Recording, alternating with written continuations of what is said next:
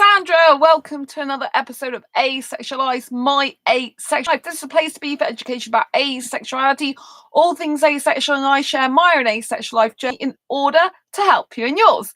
If you haven't already subscribed, please hit the great big subscribe button down below right here, right now. Please hit that bell icon to get notified of every time I go live right now, post a new video. And don't forget to give this video a thumbs up as we're going along. If you're enjoying the content, find it useful, helpful, insightful in some way, entertaining, or you just want to give this channel some love, it really, really does help spread awareness of asexuality too. So if you don't know who I am Sandra Bowman, author of this beautiful book, Asexual Perspectives, 47 Asexual Stories, they're real life stories.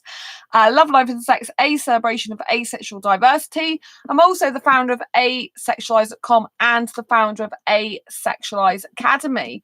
Welcome to tonight's episode. Hello, Andy. Nice to see you. Thanks for joining me. I know there's another person watching as well. Thank you to the other person that's watching.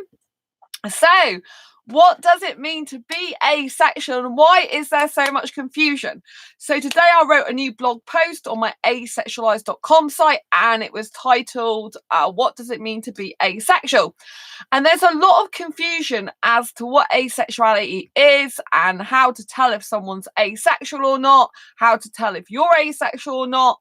And it can be very, very difficult and challenging with all the different terms, the categories, the subcategories, and your mind can be a bit blown. And then there's a lot of dispute in the asexual community as to what actually makes someone asexual, whether a person is actually asexual or not.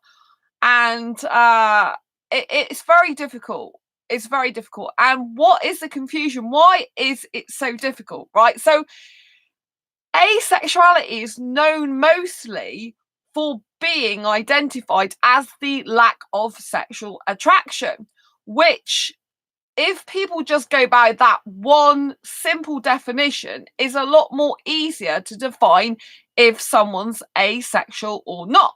Because obviously if someone gets a need, urge or want for sex, when they look at someone, it means they're not asexual. This is like, you know, sexual attraction means you look at someone and you think, oh, I'd love to have sex with them. And you mean it in reality. Because some asexuals, they do experience sexual attraction because they're on the more sexual end of the asexual spectrum, like the grey end. And some asexuals do experience it, but they don't want to actually do anything about it. Some asexuals experience it, but it's in their fantasy, not in their reality. So it's very, very, very blurry. But what makes it even more blurry is because of what I've said, but it's because of the full definition of asexuality, which is often not spoken about. So I'm just going to switch my screen. You're not going to see it. You're just going to see me talking to you. But I'm on Wikipedia right now, like the full Wikipedia. So if you go to en.wikipedia.org, not the simple Wikipedia, not Avon Wiki, which is written by people on the asexuality.org website. If you go to actually wikipedia.org, I'm on the en version of it, which is like a bit like the EU version. So basically this is a full definition of asexuality. Asexuality is the lack of sexual attraction to others, or low or absent interest in or desire for sexual activity. So therefore it's very difficult because of this dual meaning.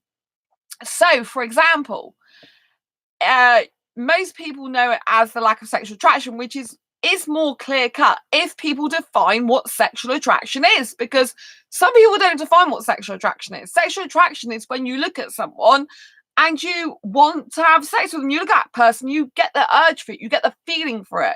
You look at them and think, oh, I'd love to have sex with you, you know, because you are sexually attracted to them. That's why you have those thoughts and feelings, because you are sexually attracted to them, because you've got the need, urge, or want for sexual intercourse with them, right? And then if we take the other definition, it can mean that someone could define themselves as asexual whilst actually still experience sexual attraction when they're saying the desire is low or absence for sexual activity. It did used to say and or, now it just says or on there. So, for example, in my asexual, demisexual, and grey asexual dating group, I had a person who applied to be in that group and they identified as grey sexual. And what that meant for them was that they have sexual attraction like every average heterosexual does, but they never ever want to actually have sex with anyone. So obviously, if you go by the definition of sexual attraction, just that first part of the definition, you could argue that that person is definitely not asexual because they do experience full sexual attraction. However, that's not what the full definition of asexuality says. And this is why there is so much dispute and discrepancy between what makes someone asexual or not. At the end of the day, no one, hi Ray, lovely to see you. There's not, at the end of the day, it's up to the person to define whether they're asexual or not. But obviously you do have to be careful because there are some people that do claim to be asexual when they're not. They're heterosexuals, and they're not being honest. So you don't want to get into that type of scenario either. So I think it's important to recognize there are some asexual scammers, people that are not really asexual whatsoever, and either they pretend to be or they just don't tell you otherwise. So they'll be on, like, for example, ASAP or an asexual dating site, and they won't tell you they're not asexual. They'll just keep that covered up. So there is a place for people to be a bit curious and to be a bit like, hang on a minute, is this person really asexual, from the point of view of their own safety, as in when they're talking, and their comfortability, But at the end of the day, we can't tell other people what they are and aren't. That's why it's very difficult for me, because I get a lot of asexuals come to me wanting me to tell them what type of asexual they are. And I'm loath to do that in the sense that I can't tell them what they are and are not. At the end of the day, it's their ultimate decision. I get limited information come through, but what they say to me about who they are. And so without going in depth and doing a proper coaching session with them and maybe probably more than one, and talking about how situations are between relationships, between how they feel about people, between how they think about people, but what types of attractions are going on for them, what feelings are coming up, it's very difficult for me to be able to even start to think about what they are. I mean, one guy a long time ago, 3 hours I spent messaging him. You know what I mean? It's just like, I can't do that with every single person. I don't even have time to do that type of thing now. I can still do coaching sessions, proper coaching sessions, but a lot of the time I'm on this channel doing a lot of videos for hours to help everyone out, so that you can ask me anything in chat while I'm here. Do you know what I mean? Which is my free contribution to you. There's only so much I can do, because I just get asked it a lot, what type of asexual, and I do like to help people as much as possible, because I remember when I was in that situation and I didn't know at the beginning what type of asexual I was. I really originally thought that I was a grey asexual, because that's what someone told me I was, because of the kissing I like to do. And at the time I did think that I might experience sexual attraction, but not enough to want to act on it. But I mistook arousal for sexual attraction. And then through my asexual journey, I soon began to realize that no, Sandra, you feel arousal, but you don't actually get sexually attracted to anyone, because you've never actually looked at a person, a guy, in my case, because I'm only attracted to guys, and I've obviously never had that with women, and thought, I want to have sex with you. I've never done that and actually thought, I really want sex with you now, or anything like that. So even though I've had sex before, I never looked at the guy I was with and thought that way. Do you know what I mean? So that's how I knew I was asexual. I wasn't a grey asexual, but I do use the grey A bit to mean grey areas, because I have some sexual behaviour and kissing. And this is how it becomes very blurry as to who's asexual and not, because obviously, like I said, the definition most people go by is a lack of sexual attraction. But when you come to the second part of the actual definition by Wikipedia, it says, or little to no interest basically in sexual activity, so then you'd have to define, well, what's little to no interest in sexual activity? And how do you define sexual activity? Is sexual activity like just touching the naked body? Is sexual activity touching genitals? Is sexual activity masturbating? Because a lot of asexuals, they masturbate, even though they don't want anyone else to be involved in that. But there's still a sexual activity with themselves. So how do people define this lack or low absence of sexual activity? How do they define that, right? Because you can get asexuals that are sensual. So sensual asexuals like to touch the body, but they don't see anything sexual about it. So you might have heard me mention yesterday, one thing I learned from an entrepreneur was actually the nothing has meaning other than the meaning you give it. And that's why it becomes so difficult in the asexual spectrum and world, and becomes difficult at large, because you define and perceive how you see things. So for example, I could basically think that if a guy touched my genitals, it's sexual activity, right? I could even think it's sexual behavior. I could believe that, right? But another person might come along and say, well, you're not actually having sexual intercourse. Do you see what I mean? And so, but to me, that's still sexual activity. But just because if I did that, it wouldn't mean to say I wasn't asexual, because I don't experience sexual attraction. Do you see what I mean? So sexual attraction and sexual behavior are two separate things. But a lot of people would believe that an asexual wouldn't have any sexual behavior whatsoever, because the second part of the definition is or has little to no interest in sexual activities. Do you see what I mean? So thus you could have someone who has no sexual attraction but does partake in some sexual activities, does have some sexual behavior, or you can have someone that does experience sexual attraction but has little to no desire or interest in actually doing anything sexual or sexual activity, which are kind of like the opposite of each other, but one and the same, because they both fit into the asexual spectrum. So do you see how it becomes very, very blurry as to what makes someone asexual? Let me take some. They should know what they want. They should know what they are by the way they feel. Yes, Ray, I do actually agree with you quite a lot on that statement. Hi, Sam. Sorry, I haven't said hello to you yet. So yeah, I mean, it is, some people though, they don't understand their own feelings. So some people are asexual when they were, for example, teenager.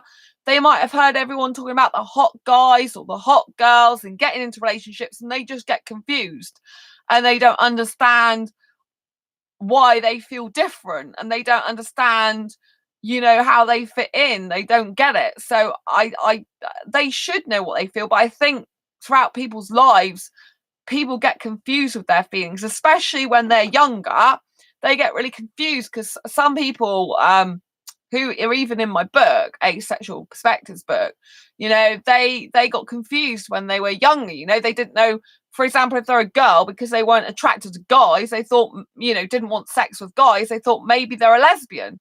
And then maybe later on they realize they're not a lesbian. Do you know what I mean? It's just because they don't experience sexual attraction. So some people do get very confused about their feelings. I mean, the best thing to do is literally to take time and reflect on, on your true feelings, on how you are, But because the asexual spectrum is so wide and vast, this is what makes it confusing. So really, it's kind of like, if you experience no sexual attraction, you're definitely asexual.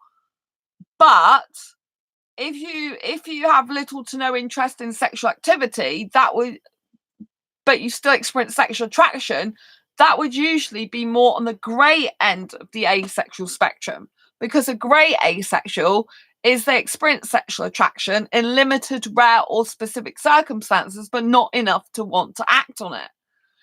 And so really, the Wikipedia definition should clarify that asexuality is the lack of sexual attraction, which means you're like completely asexual, and or little to no interest in sexual activities. But then some people believe that if you are participating in sexual activities, you're not asexual, because the dictionary also defines it as having no sexual feelings.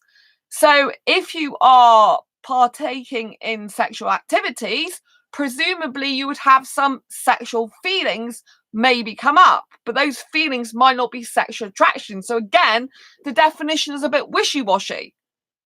They say sexual feelings. Do they mean sexual attraction feelings, or do they mean sexual feelings as in arousal and stuff like that? Do you see what I'm saying? Because I experience no sexual attraction, but if a guy's kissing me or touching me in certain places, I could get aroused. And my behavior can be sexual when kissing, yet I have zero sexual attraction. I never want sex. It doesn't compute in my brain. And it's getting even more like that these days. Like when I kiss a guy, I'm not even like really getting aroused now. It's like, what's going on with that? It's just like I'm kissing and it feels weird.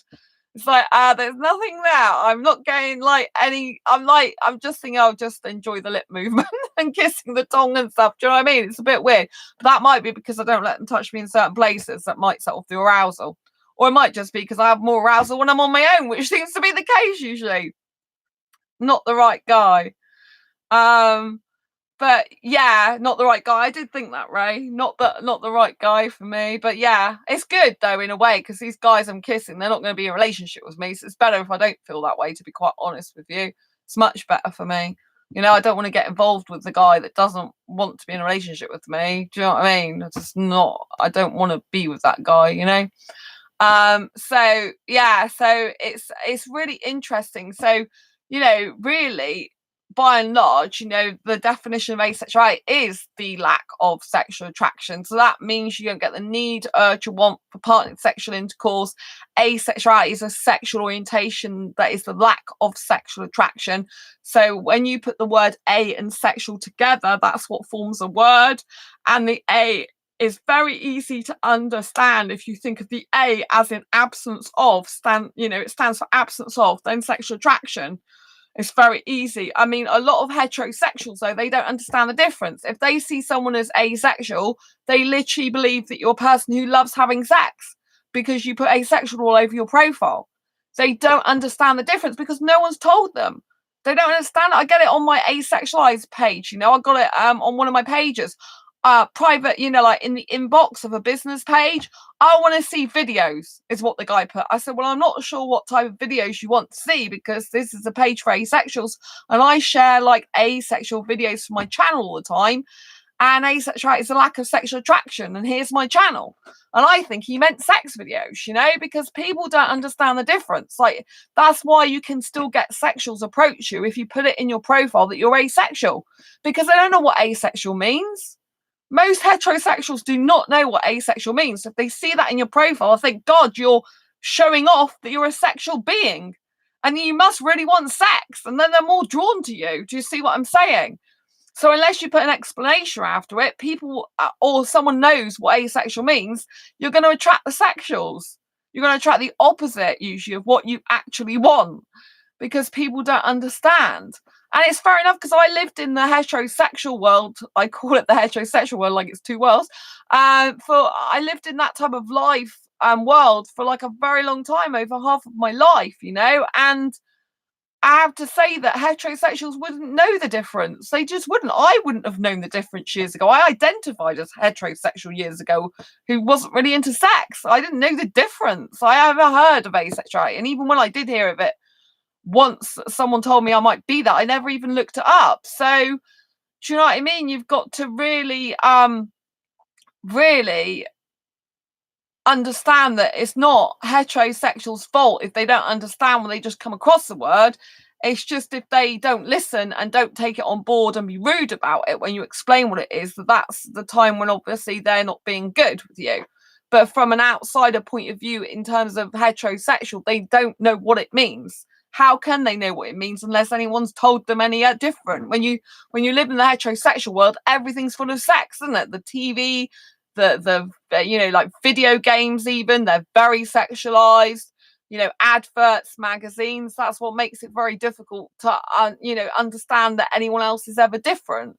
I thought of another book I want to write for asexuals today. I'm like, oh my God, stack it out with the other one. That's like That's like 4 more. I've still got to finish the Asexual Guide to Sex first before working on the other 3.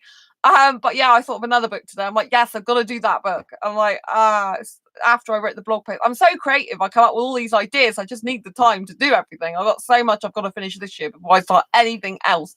But yes, I did come up with the idea for a book, and I thought this is going to be a good book.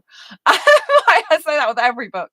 But yeah, so, you know, to be asexual means that in general that you lack sexual attraction. But like I said, there can be some people that, you know, that are on the asexual spectrum and that do define themselves as asexual, that, you know, they do experience sexual attraction, but they're just not bothered about having sex. You know, like, it doesn't really matter what people say or do. It's like, you know, like if a woman was taking her clothes off, they'd kind of be like, okay, well, I'm really not bothered about that. Even though they might be sexually attracted to the person, it'd be kind of like, I'd rather be doing other stuff. So, you know, that usually falls on the grey asexual end of the spectrum. But it doesn't say this in the Wikipedia, usually. It doesn't say that those who lack sexual attraction are definitely 100% asexual, and ones that have little to no interest in sexual activities but might still experience sexual attraction, they're on the grey end of the spectrum. It doesn't that. It just says the whole definition is like that. So this is when it becomes very, very, very, very blurry. And, you know, there are asexuals that, like I said, there are asexuals that, well, let's talk about what types of asexual are. There are the touch adverse asexuals, right? The touch adverse asexuals are the ones that don't like to be touched. They don't want no physical contact. They don't want hugging. They don't want holding hands. They don't want to be kissed. You know, they just don't like being touched. Those asexuals do exist. They're touch averse asexuals. They do not want to be touched, right? I came across one of them today, actually, but, you know, and they were really kind of like struggling. They say, am I ever going to find someone, because I don't even like being touched at all, you know? But there are other touch adverse asexuals out there, so it's not like you can't get someone. And also some aromantic asexuals, those who lack romantic attraction, lack sexual attraction, some of those, they don't need any touching in a relationship. And that some of them do want a queer platonic relationship where it involves more of a deep companionship, friendship, but it's on a more deeper level than you get their usual friendships would be. And so therefore, you know, that it's possible that an aromantic asexual person could be with a touch adverse asexual person. So, you know, don't think just because, I'm going to take my dressing gown down a bit because I'm getting really hot here. I don't want to pass out. Because, you know, that's what I mean. You know, there's someone from everyone. And if a touch adverse asexual, you know, is really struggling, they might want to look at being with someone who's a aromantic asexual that does want a queer platonic relationship. That's one type of example that could possibly work out. So you've got the touch adverse asexuals, and then you've got the aromantic asexuals that, like I said, that are touch adverse, but you've also got aromantic asexuals that do not want any type of relationship whatsoever, right? They're happy with just friends. And these aromantic asexuals, some of them will go around hugging or cuddling their friends, even though they don't want to be in a relationship. Other aromantic asexuals, those who lack romantic attraction, sexual attraction, they won't go doing that. But they have really, really, really emotionally close friendships, right? And some aromantic asexuals, despite not experiencing any romantic attraction, will still want to be in a relationship. It's often known as a queer platonic relationship, but there are some aromantic asexuals that are married to heterosexuals, for example. So clearly they're not having a queer platonic relationship. Do you know what I mean? They might have sex as well. Some of them do. So, and some of them probably don't. But I know someone who does, and there's, you know, so actually their partners turn out to be demisexual after all these years now as well, recently. So that's very interesting. But yeah, so and if you didn't know what demisexual is, a demisexual is someone who does experience sexual attraction only when a deep emotional bond has been formed. And how this differs from the normal heterosexual, because a lot of heterosexuals still need some type of connection, right, is because with demisexuals, they are very much asexual until they form that deep emotional bond. So they don't experience any sexual attraction, usually, unless they're a grey demisexual. But if they're a demisexual, this is where it gets confusing, because you can add different labels together and different definitions together. But if they're just like a straightforward demisexual, right, then then they won't experience any sexual attraction until a deep emotional bond has been formed. Now, after that bond's been formed, they need it reciprocated. They need the bond to be maintained and sustained. And if they don't get that, they can stop having sexual attraction with the person.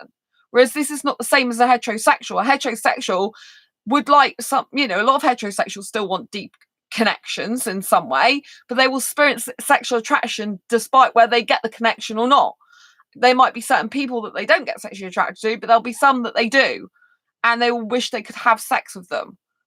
But a demisexual won't feel or think that way until they've formed the bond in the first place. Do you see what I mean? The bond has to be there in the first place. And like I said, if it's not maintained and sustained by the other person, they could stop feeling that way. Whereas a heterosexual, they wouldn't just stop feeling that way because the other person didn't want sex. Look at all the heterosexuals that want sex with people who don't want it back with them. Do you see what I mean?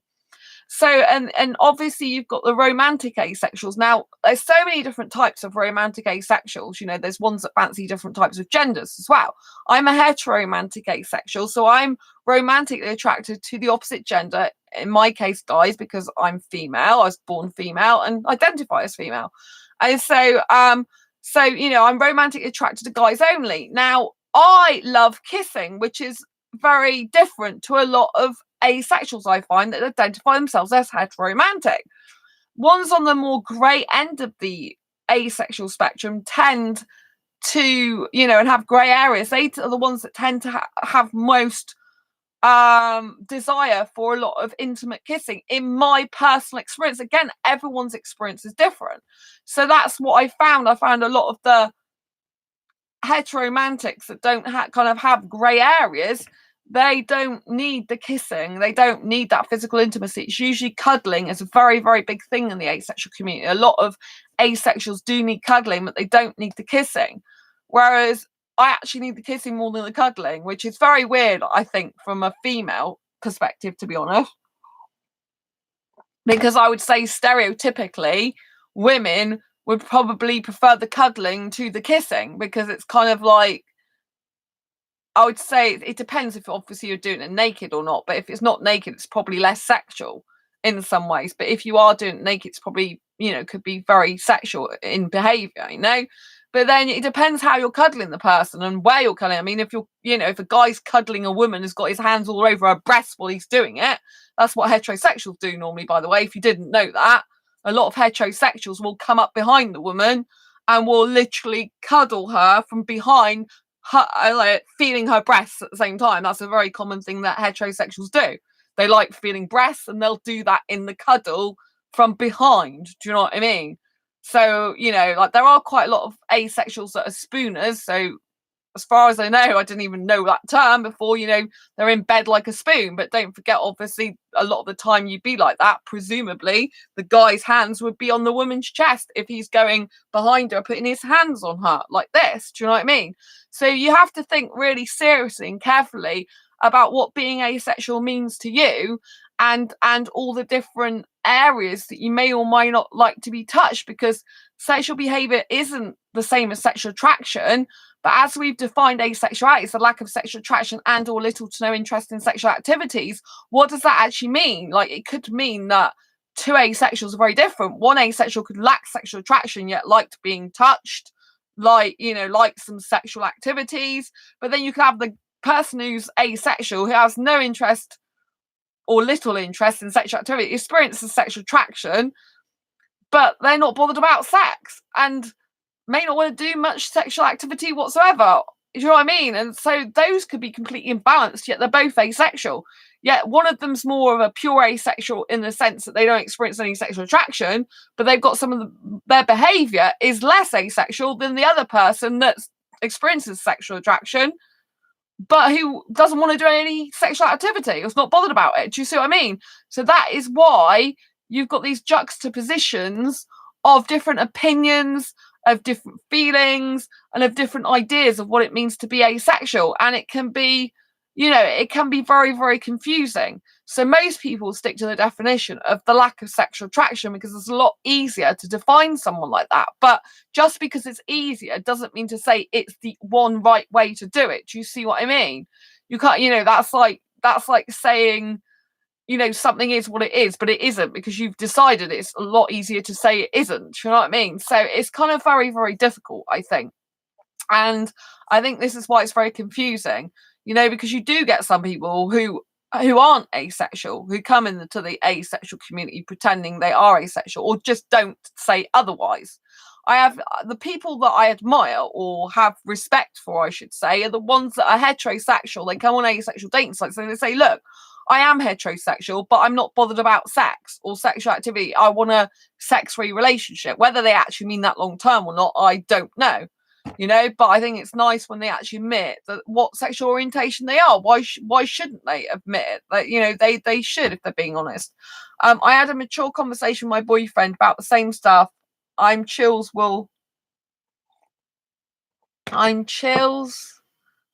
oot of stuff for me. Dry sex, as I call it, is my go-to. Every asexual is different. Ace pride. My boyfriend about the same stuff. I'm chilled with dry sex. Is that dry humping, you mean? Is that the one? I did a video about dry humping on my channel once. Dry sex, I think, is dry humping, isn't it? It's when you basically, do Naylor, I think that's what you mean by dry sex, and it's called dry humping. It's when you, like, if you didn't know what dry humping, yeah. I presume you're talking about the same thing. Obviously, if you're doing anything unclothed, naked with your boyfriend in the future, make sure you use protection in certain cases. Do you know what I mean? So I'm going to get a bit sexually explicit, excuse me, for one brief moment, just to say to you that you know, but anyway, there are some asexuals that don't know, because I've come across certain asexuals and they try sex and they have no protection whatsoever. And you know, like, if you're a guy that has sex with a woman, just to spell it out to you and be very clear, right? And you don't use a condom or other forms of barrier like contraception, you can get the woman pregnant. Do you see what I'm saying? And the woman, if you're a woman watching this, you can get pregnant by a guy. Just because you're asexual doesn't mean to say you can't get pregnant. Do you know what I mean? And there are sexually transmitted diseases, so you should really be getting, getting an assessment from a sexual health clinic. If your partner's had sex before, you should be going for tests. I've been for tests in the past. Do you know what I mean? For sexually transmitted diseases, because, like, you know, it's a good thing to do. You know, I'm clear of that stuff. I didn't expect to have anything, but, you know, like, I have exes before that have had affairs.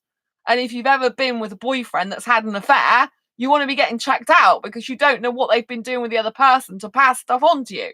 It's not a very pleasant thing to have to do, but if you want to look after your own sexual health and your own private parts, you should be doing that. And, you know, there are certain instances, you know, like, if a guy's penis gets near a woman's vagina and you're naked, you know, if he's got semen leaking out and leaks into your bits, you could get pregnant that way. It's highly unlikely, but it's not completely unlikely, because if you read informative articles about sex, there are certain scenarios where the sperm could get into the vagina, even though you're not penetrating. You know, there's things called premature ejaculation and things like that, where the guy squirts some sperm out before he fully offloads, to be quite blunt with you. And the reason I'm telling you that on this channel is because it needs spelling out, because I don't want you getting hurt, and I don't want, you know, anyone listening to this, I don't want anyone getting hurt and to get into situations they don't want to be in. You know, you have to be very, very careful when you're unclothed. You know, I'm not saying you can't be unclothed, but you have to be very, very careful. I knew an asexual guy on asexuality.com. He liked to strip off with a person, do everything apart from the penetrative sex, like he was nearly in the woman. Now, that is very dangerous for a woman if she's not using any protection. Do you know what I mean? Things could go on and happen and slip. Do you know what I'm saying? You have to be very, very, very, very careful about this stuff. Do you know what I'm saying? Obviously, if you're having oral sex, there's still kind of like sexually transmitted diseases you can get through that as well, and anal sex. So you have to be very careful. I'm saying this because I'm talking to all asexuals, you know? It's very important. There are various times I know. I always research. You still need condoms when dry humping. Oh, well, with dry humping, you're completely clothed. The dry humping that I'm talking about, because you're completely clothed. Fabric isn't liquid proof. I freely talk about this stuff. Just because you have pants or undies on when dry humping doesn't mean you don't need condoms. Yeah, you have to be very, very, very careful. It's hard. Very careful, especially, yeah, if you're getting genitals near each other. Like, obviously, if a woman's dry humping a guy's leg only, depends what part of the leg it is. Sorry to talk about this if you're very squeamish, but you know what I mean. But yeah, it can get very tricky, because sometimes if you're dry humping, like, the genitals are near each other, just you're not totally in each other because you've got clothes on and stuff. But yeah, I like the guy's trousers kept on. I don't like being near his thing when he's got just underwear on. Like, keep your jeans on or your trousers on. Don't let that thing get near me. But yeah, I don't know about shirtless. It's the pants that have to stay on in my version. Yeah, I don't mind a guy having his shirt off. That's fine. But dry humping can get very, yeah, like you say, dry humping can get very difficult if you get very intimate with it, because, you know, genitals could get, like you say, like, material. It's not exactly foolproof, is it? Especially if they're down in their pants. Do you know what I mean? It's like, that's why I prefer to stay clear of that these days. It's like I think it's too risky, really, a lot of the time. It depends how you're doing it. Like, if you're doing it on the person's leg or something, it's like, depends where you do, or you're doing it on their chest without no genitals being nearby. And guys, tip, don't wear jeans. Oh, well, I like a guy who wears jeans because I don't want to be near his penis. And you know, so long as they take their, you know, you've got to be careful, because obviously your belt, the guy's belt can hurt you, and obviously his zip or button could hurt you. No, I mean, well, dry humping, yeah, but I've dry humped with guys' jeans on. That's what I mean. I did a video about dry humping on this channel, which a lot of people will probably cringe at because they hate stuff like that. It's kind of a very great asexual thing to do and behaviour, really. But yeah, but no, I have the guy keeps his jeans or trousers on. Usually the guy's in jeans. Guys can get hurt from dry humping in jeans. I read about it. But it depends if the woman's doing stuff to him and he's just lying there not doing anything. The guys that I haven't done that very often, but they recommended using loose fitting pants. Yeah, I prefer jeans. I prefer jeans because the guy doesn't have to do anything, and if I'm not going near his genitals, you know what I mean? It's like, yeah, I think the woman, like, in my experience in the past, like, you know, when I was in heterosexual relationships, because I did dry humping, it's hard to remember about that far, but I think I did dry humping when I was actually with my heterosexual ex at some point. But it hurts if you've got it hurts a female. It hurt me where their belt, they have to take their belt off usually, but even just kissing a lot, you know, sometimes they have to take the belt off, and sometimes, you know, like you know, sometimes it's, I don't want their trousers undone these days, but when I was heterosexual relationships on, you know, like contraceptive stuff in the past, then, you know, when we were not having penetrative sex, then you know, it was quite, you know, it was like, you know, I'm protected anyway with contraception, so it wasn't, you know, so thing to worry about. Do you know what I mean? But yeah, I think it's too close for comfort these days, a lot of that stuff, because I'm like, you know, like, I'm not having sex at all. So I just think it's too much, really. I think you got to be very careful. But yeah, I prefer a guy with jeans on. I've never had a guy complain it's hurt him. And my ex, you know, like, I used to kiss my ex loads with his jeans on. It used to hurt me more than him. He's like, his belt. Like, one guy, who I was with, the ex-boyfriend, his belt, actually, this is going to make you a bit squeamish. If you're squeamish right now, don't listen to this like couple of seconds speech. This guy who I was in a relationship with, boyfriend, his belt caught one of my moles. I got a mole on my belly, which is very personal, I'm telling you about, and it cut part of it, and it started bleeding. It was horrible. And literally, you know, I had to stop what I was doing because it was bleeding. You know, a mole's really bad if you cut it, and he cut with his, like, he didn't mean to. He didn't do it on purpose, but it's like, oh my God, I'm bleeding. And, like, you know, like, part of your mole comes off. It's like really freaking me out. I trust my boyfriend more than any of my exes. I didn't trust any of my exes with the idea of dry humping. Yeah, you've got to be very careful. Yeah, but I prefer, I like a guy's trousers or jeans on, it must be. I don't do dry, I haven't, like, obviously in the past, my heterosexual exes, when I was on contraception and was having sex, that was different, but I would never do that now without a guy. I would never do it with guys just pants on, ever. I wouldn't do that. That's just bang out of order for me.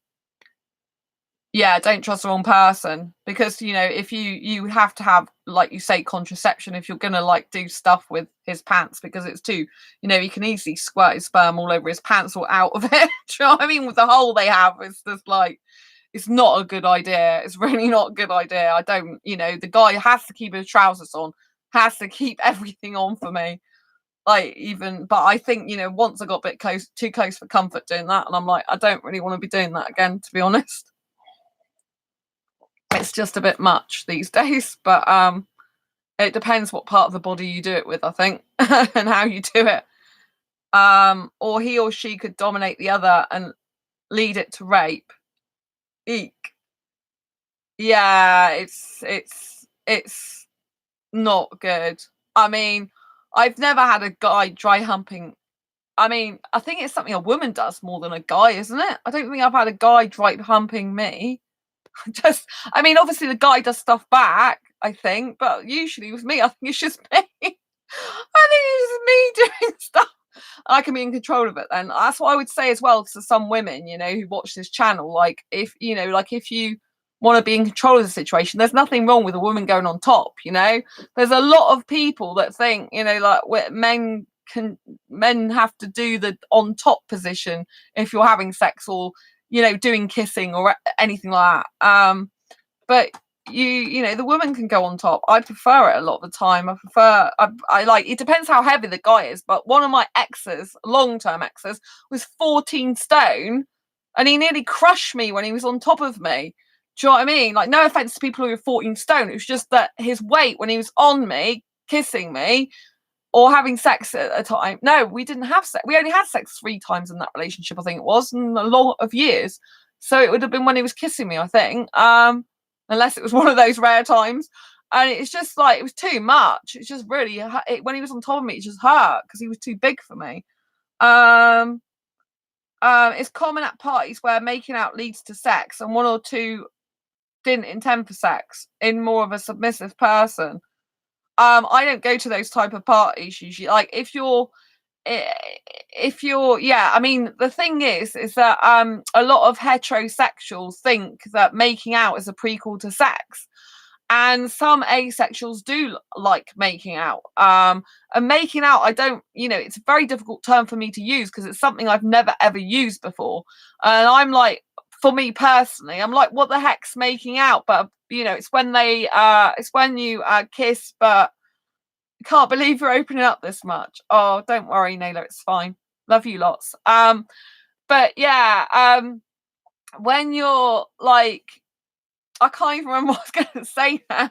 What was it all about? Oh, I was talking about making out. Like, I don't like that term, making out, because they used it at school, and I just think it's very, very kind of disrespectful wording, I think. But that's just me, that's just the way I feel. Making out is a bit weird. I don't use that terminology for myself, I never have done, and I didn't really understand what it was. But some asexuals really like making out, and I had one guy that I met at a meetup, a young guy actually, but he wanted kids and I didn't, and he was into making out, and I'm like, what really is making out? But it's like when you kiss, but I think it's like when you kiss naked, or you kiss, but yeah, I don't completely understand. I think making out is when you snog each other and then you feel each other's bodies. Like, I think the guy feels the woman's breasts, and I think it's more of the guy on the woman. I think they like kind of like, I think it's when a guy and girl kiss and like the guy puts his hands like down the woman's blouse and touches her breast while he's kissing her and fumbles with her bits or whatever, I think, but doesn't actually have the sex. But I think it can kind of mean different things to different people. But I think it means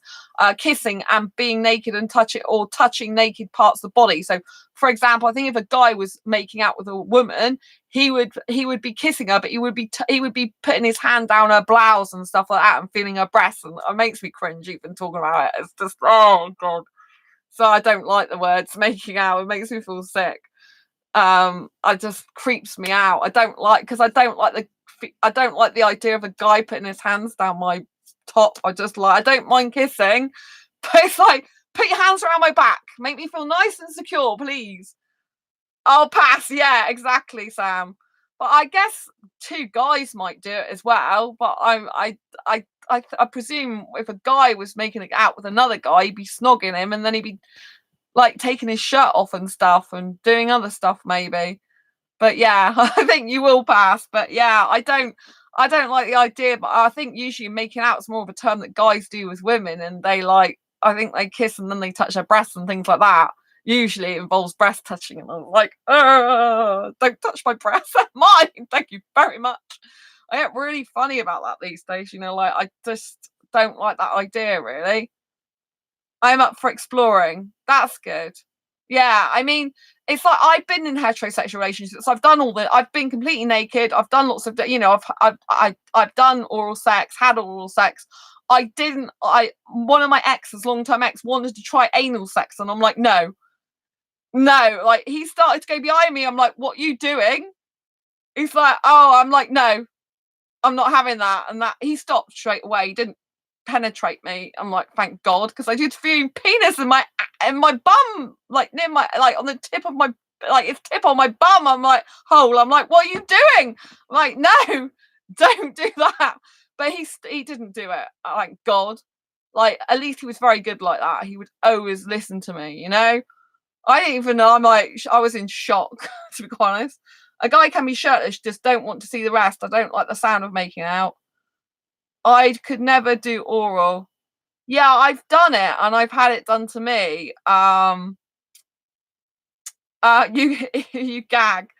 Yeah, I mean at the time, I had to spit it out, like when a woman's like having oral sex with a guy, the sperm goes in her mouth usually, unless you can time it. I did get to the stage where sometimes I could take my mouth away just before he come, which was great because it's like I didn't have it in my mouth.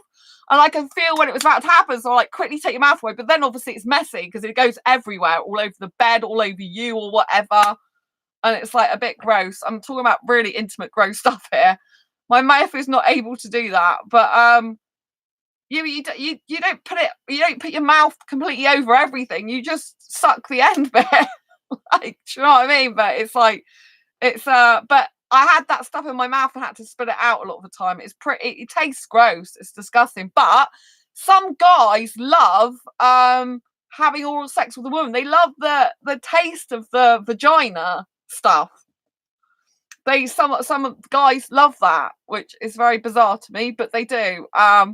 So yeah, so I've had that done to me, but not very often because I was like, it gave me like an infection. I'm like, I can't ever do this again. But thanks. When he started doing that, I'm like, I don't know why. When he started doing that to me, I'm like, what are you doing? Because it's really weird. Because the guy just puts his head down there, and I'm like, what are you doing?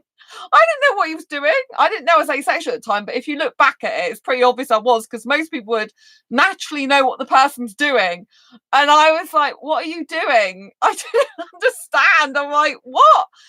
And and then I'm like, oh, okay. It was weird because I mean, like, I was in a serious, committed, long-term relationship, and then you just started doing that, and I'm like, okay, I didn't know what to make of it. It wasn't horrible, but it was weird. It's like, guys, put his head down. It's very weird experience, but it wasn't horrible. I didn't hate it.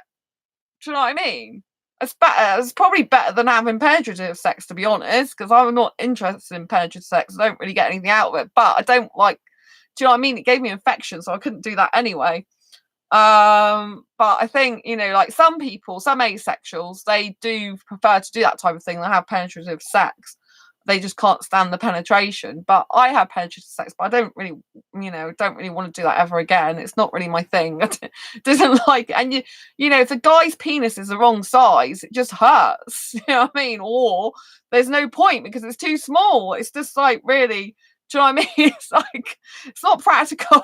It's like, yeah, it's just like, be right back. I'm going to check on my boyfriend. Okay, no worries. Have a good time. But yeah, it's like kind of crazy. So like, I think it's really weird as well, because like some asexuals, some people who define themselves as asexual, they might have defined themselves as heterosexual for years and actually experienced sexual attraction for years, full sexual attraction for years. Is oral sex not considered penetrative sex? Penetrative sex is usually when a woman, a guy penetrates a woman's vagina. That's what penetrative sex is usually. Well, as I've known it, penetrative sex is sexual intercourse between male and female. Or I guess if you're male, penetrative sex would be a guy's penis up your bum. That would be penetrative sex. They're penetrating your anus because they're putting it inside another anus. Whereas oral sex is the mouth. Like you're sucking on the guy's penis, or he's using his tongue to flick your clitoris. If you're a female, usually. So I can't believe I'm talking about all this stuff. Mind you, I have got an Asexual Guide to Sex book coming out, so it pretty much talks about all this type of stuff in there. So there's not much point in me being shy now about it, is there really? But yeah, as far as, I mean, I don't know what other people class oral sex as, but penetrative sex is usually when when the penis enters the anus or enters the vagina. That's usually okay. I never understood that. Yeah. Because you're penetrating something, aren't you? Do you know what I mean? You're penetrating something. So something's going in a hole. That's what I know is penetrative sex. I can look it up for you on Google, though, if you want, just to make sure I'm telling you the right specific information. Let's go to Wikipedia. I'm on Wikipedia now. What is pen? I can't even spell it because I don't really want to look it up. Oh, dear. Let's see what Wikipedia says as the full definition, just obviously because I'm not, I don't actually have sex myself. So, right, it's got non-penetrative sex here. Oh, right. Sexual intercourse, redirect from penetrative sexual intercourse. Right, okay. So other forms of penetrative sexual intercourse include anal sex. I've already mentioned that. So yeah, I think here might be, let's see what they define it as. Do they define oral sex as penetration? It'd be very interesting because I personally haven't, but there you go. Sexual intercourse is sexual activity typically involving the insertion and thrusting of the penis into the vagina for sexual pleasure, reproduction, or both. This is also known as vaginal intercourse or vaginal sex. Other forms of penetrative sexual intercourse include anal sex, penetration by the anus of the penis. Oh, they do include it in here. Oral sex, penetration of the mouth by the penis, or oral penetration of the female genital. Fingering, sexual penetration by the fingers. See, I don't call fingering penetration, but there you go. And penetration by the use of a dildo. These activities involve physical intimacy between two or more individuals and are usually used among humans solely for the physical or emotional pleasure and can contribute to human bonding. There are different views on what constitutes sexual intercourse or other sexual activity, which is what I started talking about at the beginning of this video, which is why it's so difficult to define asexuality, which can impact on views on sexual health. Although sexual intercourse, particularly the variant coitus generally denotes penile vaginal penetration and the possibility of offspring. It also commonly denotes penetrative oral sex and penile anal sex, especially the latter. It usually encompasses sexual penetration, while non-penetrative sex has been labelled outer course, but non-penetrative sex may also be considered sexual intercourse. Sex, often a shorthand for sexual intercourse, can mean any form of sexual activity. See, this is where it all gets blurred, because people can be at risk of contracting sexually transmitted infections during these activities. Safer sex practices are recommended by health professionals to reduce transmission risk. So yeah, according to that, they are saying it is. But then what's non-penetrative sex? So, non-penetrative sex or outcourse is sexual activity that usually does not include sexual penetration. It generally excludes the penetrative aspects of vaginal, anal, or oral sexual activity, but includes various forms of sexual and non-sexual activity, such as frontage, mutual masturbation. But mutual masturbation is the same as same as, like, they've said that fingering, which is when a guy puts his fingers into a woman's vagina, is penetrative sex, but here they're saying it's non-penetrative sex, mutual masturbation. Well, mutual masturbation is when a woman masturbates a guy and a guy fingers the woman. So how can that be non-penetrative sex if they just said it's penetrative sex when a finger enters a vagina? It doesn't make sense. Kissing or cuddling. Some forms of non-penetrative sex, particularly when termed intercourse, include penetrative aspects such as penetration that may result from forms of fingering or oral sex. See what I mean? So they put it in. They put like oral sex and fingering as in the non-penetrative category and in the penetrative category. I mean, what the heck are you supposed to make of that? People engage in non-penetrative sex for a variety of reasons, including as a form of foreplay or as a primary or preferred sexual act. Heterosexual couples may engage in non-penetrative sex as an alternative to penile vaginal penetration to preserve virginity or as a type of birth control. Same-sex couples may also engage in non-penetrative sex to preserve virginity, with gay males using it as an alternative to anal penetration. Do you see what I mean? It's like so blurry. Your book will help. That's a lot of definitions, a lot of things covered. Yeah, but do you see what I mean? They call that, they saying that fingering on the one hand is penetrative sex, and on the other hand, they're saying mutual masturbation is non-penetrative sex. Well, mutual masturbation still includes a guy fingering the woman, so it's just like, yeah, my book will really help. Asexual Guide to Sex is going to be amazing, but you know what I mean? It's very difficult when you've got Wikipedia that gives kind of somewhat different. I'm confused. Yeah, I mean, personally, I view penetrative sex as a penis in a bum or a vagina, to be quite honest with you. Or obviously, you know, if you're female, they have like they have strap-on penises, don't they, that enter the vagina, so that would be classed as penetrative sex. But do you know what I mean? It's kind of like, you know, like I didn't personally class oral sex as penetration. I mean, the guy puts his tongue in the woman's vagina, but I didn't really class that as penetration because it's not like, it's a tongue. It's like a dog could be licking you. Do you know what I mean? It's like, do you know what I mean? If a dog licks you know, like some dogs, they have an obsession with private parts. Do you know what I mean? Just because a dog might lick you there doesn't mean to say, mind you, I suppose so if a dog put his tongue right up there, is that classed as penetration? It gets very, very weird, doesn't it? Do you know what I mean?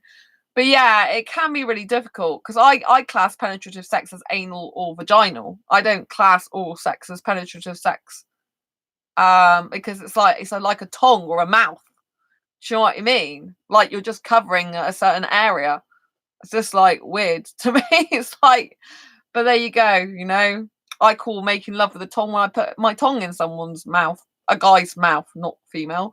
But most people don't say those words. They just say I'm having French kissing, which is sticking that's what it actually is, French kissing, sticking the tongue in the mouth. But the actual, like, you know, French, if they're meeting their friends, like they usually kiss on the cheeks, don't they?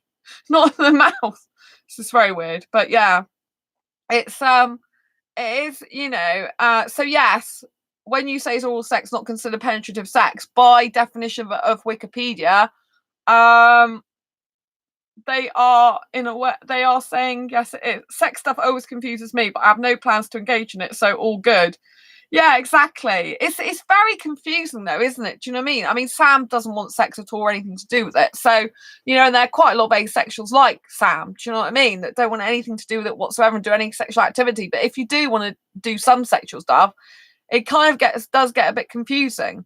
Do you know what I mean? It's like I've done everything in the past, so I didn't really have to define all this stuff. And obviously now I help asexuals, I kind of have to define it a lot more for asexuals to understand. But it's kind of like, because I didn't define it, I just got on and did it. I just like, I didn't really used to, and because I used to be on contraception and use condoms with certain exes. Do you know what I mean? It was just like, it was just like something I got on with. I didn't really think about this as, you know, I knew the different terms. I didn't really understand what making out was, though. I heard that term at school all the time and I didn't get it. I got what I thought it was, but I wasn't quite sure still, because I've never really had someone saying, I want to make out with you. Do you know what I mean? It kind of feels a bit weird.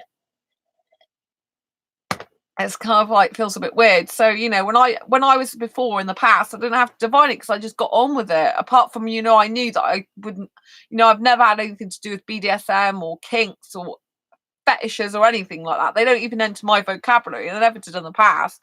And I'm really glad that none of my exes were into any of that stuff that I know of. You know, they didn't do anything like that. I would just run, you know, like no guy chained me up or held me down, you know, like any guy who does anything comes anywhere near me doing stuff like being held down. I'm like, no, I do not want a guy like that. Run for the hills. Do you know what I mean?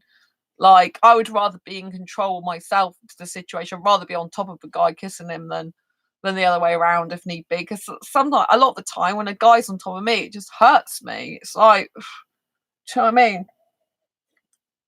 But then you can't be, you know, you can't be doing that all the time because it's quite hard. You know, kissing I'm talking about as well. You know, obviously in the past I didn't do just kissing, but like, you know, it's very strenuous, like kissing, you know, like if you're over someone kissing them, it's like you have to, you know, like have a certain amount of strength, really, if you're not going to squish them. But yeah, I think a lot of asexuals, they don't want sex anyway, so it's pretty irrelevant. But it's not irrelevant in the sense that you need to know if you're in the asexual dating scene, there's going to be different types of asexuals and how they define themselves as asexual. You know, some won't want any sexual behavior whatsoever, and others will have it and want it, you know, and it's very important that you get this ironed out before you start a relationship with another asexual. You know, like like you can have one asexual person who doesn't want anything to do with sex, not interested in any sexual activity, and they form a deep emotional connection with a person who's asexual, not realizing that that asexual person is wanting and expecting to have some form of sexual activity because they like that as their form of intimacy, despite not wanting sexual intercourse. Do you know what I mean? And then obviously we have the definition of sexual intercourse that is blurred. Somewhat, if you look at Wikipedia, it's a little bit blurred. So that, you know, it's like, what do they define as sexual intercourse? So you know what I mean? This is why it's so important to define what asexual means to you and what it means to be asexual to you. And if you get in a relationship with someone who defines themselves as asexual, you still need to ask them what that means for them. Don't just assume that someone's asexual, it means they don't want to take your clothes off. Don't assume that because someone's just asexual, they don't want to play with your bits. Don't assume because someone's asexual that they do want any touching or kissing. Don't assume anything. That's the general rule. I would say don't assume anything, you know. There is the definitions of asexuality there in order for people to see if they do fit anywhere in the asexual spectrum, you know, so they are there to help you. But there's so many variations. This is why it's very difficult to find an asexual relationship for a match, because you could be very emotionally close to someone yet not compatible in terms of physicality. You know, there's one guy on Asexualitic, right? And he can't be without touching all over the female body. He wants a woman completely naked, and I couldn't do that. It just was. And that what was really rude about this particular case is that he was like, oh, well, what have you done? Have you had some sexual abuse or something that makes you not want to be touched on your body? And I just thought that's disgusting coming from someone else who called themselves asexual. Do you know what I mean? It's like asexuals get, you know, a lot of criticism, or people saying, oh, you've just like had some sexual trauma, that's why you don't want sex, which is horrible and not true. I mean, I'm not saying that every asexual, it's completely untruthful. There are a few asexuals that have some sexual trauma that's made them not want to take part in sexual activity whatsoever. And that, you know, that might be how they came to define themselves as asexual. And there are some people, I was saying earlier, that do define themselves as, Sam, sorry. Yeah, our Asexual Perspective book shows just how varied the asexual spectrum is. Oh, yes. If anyone's watching wants to get a copy, this is the book. The link is below. You are very right, Sam. It does show how varied the asexual spectrum is. That's why I wrote it, because it really, really does. Thank you, Andy. Fantastic book. Sam and Andy have both got the book, so, and Reyes as well. So yeah. It's it does show, actually. It's much easier to show it than say definitions. Do you know what I mean? That's why I wrote the book. And that's why my Asexual Guide to Sex book is going to be amazing, because you will see the contrast of different feelings about sex in there and different things people get up to. It's just like mind blowing, really. It's like you go from one extreme to the other, I think, in that book. But yeah, it's very interesting, you know. Like I have done like a lot of like the sex stuff, but I haven't done any like BDSM stuff or anything like that. Like they don't that doesn't like I don't even like the idea of anyone or anything like pleasure through pain. I don't see how pain can be pleasurable. It's just they're complete opposite polarities. Do you know what I mean? It just doesn't compute in my brain. But I do know there are asexuals that do participate in some BDSM stuff, but without the sexual intercourse, if you define that as having actual penetrative sex, anal or vaginal. Do you know what I mean? So it's really, yeah, I do think, Sam, it's good for people to get my asexual perspectives book. I really do, because it does show it a lot more.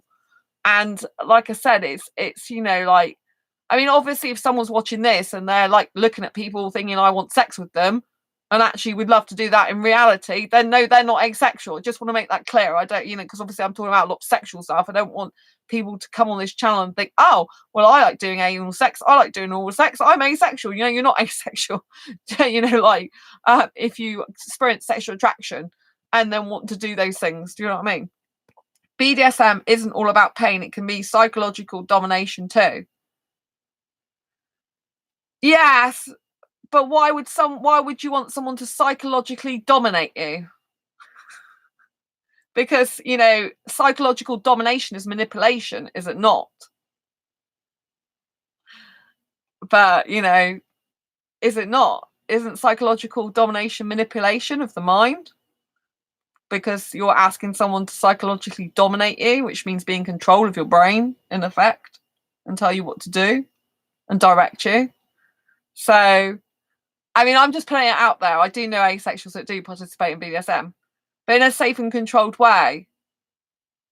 I can do BDSM. I don't believe it's right to control someone.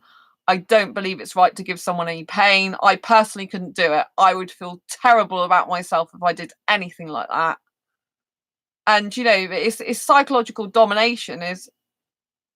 It's all consensual. Yeah, I know it's consensual, but even if someone told me I could do that to them, I couldn't do it. Because I think it's damaging to do that to someone personally. I wouldn't want to, like, I personally wouldn't want to spank someone because I think that's bad. I don't agree with hitting. It's like abuse to me. This is my personal opinion. I know there's loads of asexuals that do participate in BDSM. There's a group on Facebook that I came across, which I didn't realise was a lot of BDSM. It's called Non-Vanilla Aces. And I joined it, not realising it's nearly all BDSM stuff. And I haven't left it. But it makes me cringe when I go in there, personally, for me, because I can't stand that type of stuff. And I've kept in it because I think, well, I don't know if I'm going to need to know anything for my book. And obviously there's some asexuals that I do know in it, I know from other asexual groups, and I might need to do some research one day. But it does make me cringe, like when people talking about ropes and tying each other up, and it makes me cringe. You know, but obviously people in that group want to hear about that stuff. That's their thing. They like that, you know, so no disrespect to them. Just that I just like, it makes me feel physically sick thinking about someone tying someone up. I think it's abusive. Personally, for me, I find that very abusive. And, you know, you know, like it's kind of like, you know, saying, all right, if you, this is the way I feel about it, because I don't feel very good about BDSM stuff. It's, you know, like if someone, you know, it's like me telling someone, oh, you can hit me, it's fine. It's like, how is that giving myself self-worth or respect? Do you know what I mean? What is vanilla? Good question, Sam. Vanilla, so if someone likes vanilla sex, for example, it means they like straightforward sex. The guy on top of the woman is the usual position, having sex. So vanilla sex is straightforward sex, without any, you know, like any tying up, any bondage, anything out of the norm. So if something's vanilla, it means they like it plain, like as it usually comes, if you know what I mean. So usually the term vanilla sex is mostly used for when the man's on top of the woman having penetrative sex with her. That's like vanilla sex. It's like straightforward, you know, man on top of woman having intercourse, penis to vagina, and then that's it. That's like straightforward, plain sex as people know it traditionally. You know, like non-vanilla sex. it's a difficult one, because some could say using different positions is, I thought when I went in there, like, because I have some sexual behavioural kissing, I thought non-vanilla aces, this is what I honestly thought meant people who might have some sexual behaviour despite not wanting to be sexually attracted. So I thought, oh, I'll go in this because maybe there's some people in here that like kissing and they do sexual behaviour like kissing despite not wanting sex. And then when I looked in, and then when I went in it, it's like I peeked in there tonight and I just like, you know, no disrespect to people in it, and obviously I could leave, but it just really upsets me seeing like stuff like that, you know, like oh, I got these ropes and things. I'm like, oh my god, I just don't like it, you know. And it, you know, if someone gave me permission to hit them, I wouldn't do it because I don't want to go around hitting someone. Do you know what I mean? And I'm kind of thinking, how is that self-worth? How are you valuing yourself if you want another person to hit you? To me, that's not self-love. That's not valuing your self-worth. That's not, I know loads of people, loads of asexuals that participate in BDSM will completely disagree with me, and I appreciate that. I'm just giving my personal opinion. You don't have to agree with it. You know, everyone's different. I do respect that. But for me personally, hitting is abusive. For me personally, you know, like asking someone to do that to me, that's not valuing my worth. That's not valuing myself. That's not wanting to protect my own body. That's not caring about myself. You know, it's very bad in my opinion, because like, why would I want anyone to hit me? You know, if anyone was hitting you and you weren't telling they could hit you, that would be abuse. So why, you know, it's kind of like self-abuse, I think, you know, like telling someone to hit you is like self-abuse. It's like, I want you to hurt me. Why would you want anyone to hurt you? I don't understand. Oh, that makes some sense. Thank you. That's all right, Sam. You know, like, I don't understand why anyone would want someone else to hurt them. I don't get it. That doesn't compute in my brain unless they're self-sabotaging, or unless they, you know, they feel like they have to be punished because they did something bad when they were a kid, and you know, again, it's a lack of self-love and self-worth, in my opinion. It's like they've done something bad when they were young, so they feel they have to be punished and hurt for it, because to make up for what they did when they were bad. But it's not making up for it, it's just covering over the problem in the first place, where they should get in some therapy for it, in my opinion. But you know, that's my personal opinion. I don't like BDSM. I don't agree with it. I don't like the idea of it. I don't think it's valuing yourself, appreciating yourself, caring about yourself. You know, why would I want anyone to hit me or hurt me or put ropes around my beautiful wrists and stuff like that? You know, if a guy was tying you up and holding you hostage, which in effect they're doing, you're just giving them permission to hold you hostage. It's like, to me, it's like, well, what's the difference between that and crime? The crime is it's against your will, and with BDSM, it's consensual. I get that. But do you know what I mean? I mean, there's a lot of things in the paper recently, in the news. I mean, I don't watch the paper, so I shouldn't say paper. I don't watch the news, but I do have news come up in Yahoo, my Yahoo feed, which is annoying because I do look at some of it, and it's like, you know, it's like, oh, there was two things that flashed up recently. Oh, this guy got away with basically killing a girl, saying she wanted rough sex and it got out of hand, so she died over it. And that's the excuse two guys have used. It's like, but she wanted rough sex and she accidentally died, you know? And it's like, kind of like, well, what's put in place to safeguard that? Do you know what I mean? But, you know, there was a girl at my old job and she loved BDSM, not asexual, she was bisexual. And she used to come in with pictures on her phone of her hands in like chains and stuff. Handcuffs, I think it was, or something. She loved it that much and used to openly talk about it. And obviously I used to talk about being asexual. Anyone can talk about what they want, but I did, you know, that was very difficult for me because I'm not into it at all. But, you know, she loved that type of thing. But she used to come in with bruises around her neck where, you know, it got a bit rough, you know, and stuff like that, you know, because she wanted it. She liked it. She got pictures of it even openly, but, you know, it got, you know, she could see the bruises on her neck from where she had the thing around her neck, the collar, you know. And I just like, I can't see there's any self-worth and self-love in doing something like that. Personally, to me, it is like self-abuse. It's like, why would I give anyone permission to hurt me, to hit me, and tie me up or handcuff me, or, you know what I mean? It's just, it's just completely the opposite to what I think we should be teaching ourselves, which is self-love, self-worth, self-value, self-appreciation.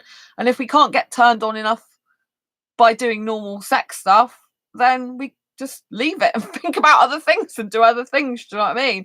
I know for some people, they get to the stage where they don't really get turned on very much by vanilla sex and by doing normal sex stuff. So they kind of have to find different ways to spice up their love life, spice up the bedroom,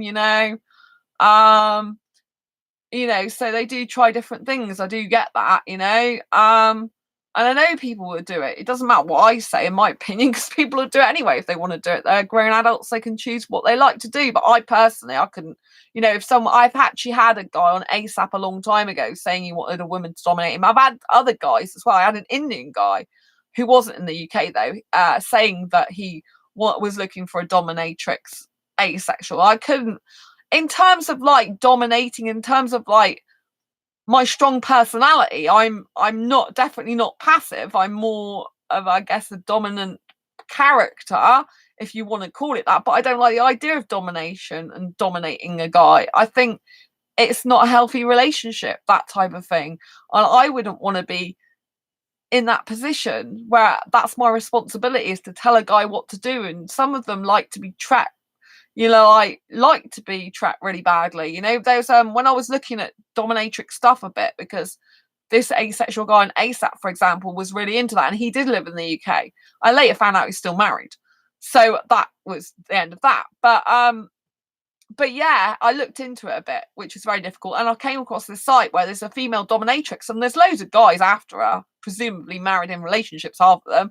But you know what I mean? And they just love it. They love all the leather. They love the whips and chains. They love all the stuff on their boobs. They love all the women telling them exactly what to do and everything like that. And do you know what I mean? But I wouldn't want that type of guy. To me, that's not a strong guy, to be quite honest with you. It's just kind of like, you know what I mean? It's like, if a guy can't think for himself and what he wants to do, and he needs a woman to tell him what to do all the time, how's that bode well? And a lot of them have got more than one interest. So a lot of them, if they like dominatrix, they're not necessarily just for one dominatrix. Some of them are, they're just loyal to one, but a lot of them, they like multiple dominatrix. So they, like, if you were the flavour of the month, they would be in a relationship with you and you dominate them, but they might go and off with another woman and have them dominate them. And sometimes it's a fight because it's the most dominant woman that wins the guy and that keeps the guy as is in that situation, from what I read and understood.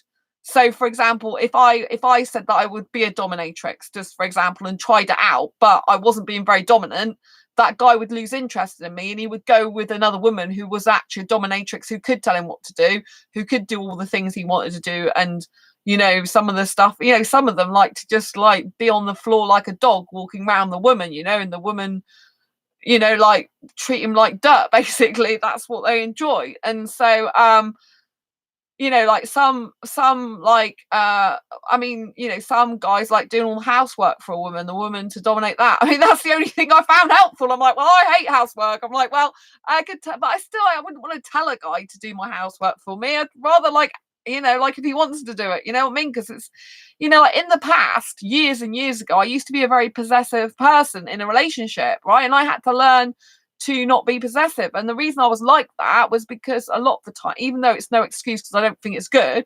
the reason is because of what happened when I was younger, when I was 16 years old, and thought I was with the guy who loved me, which clearly he didn't, the one that pressurized me into having sex and losing my virginity. And when he said, oh, I've been stood with you and there's been other women at the bus stop that I've found, that I've been looking at and fancy them. And I had no idea a guy would do that to me and look at other women. I always believed years ago, and I still do really, that when you're with a person in a relationship, you shouldn't be going around looking at other people. Having said that, I am a hyper romantic and do have multiple attractions for different guys these days, which is why it's taken me a long time to accept that about myself, because I actually don't or didn't like that. I didn't think it was good or right, but if it can't be helped, it can't be helped.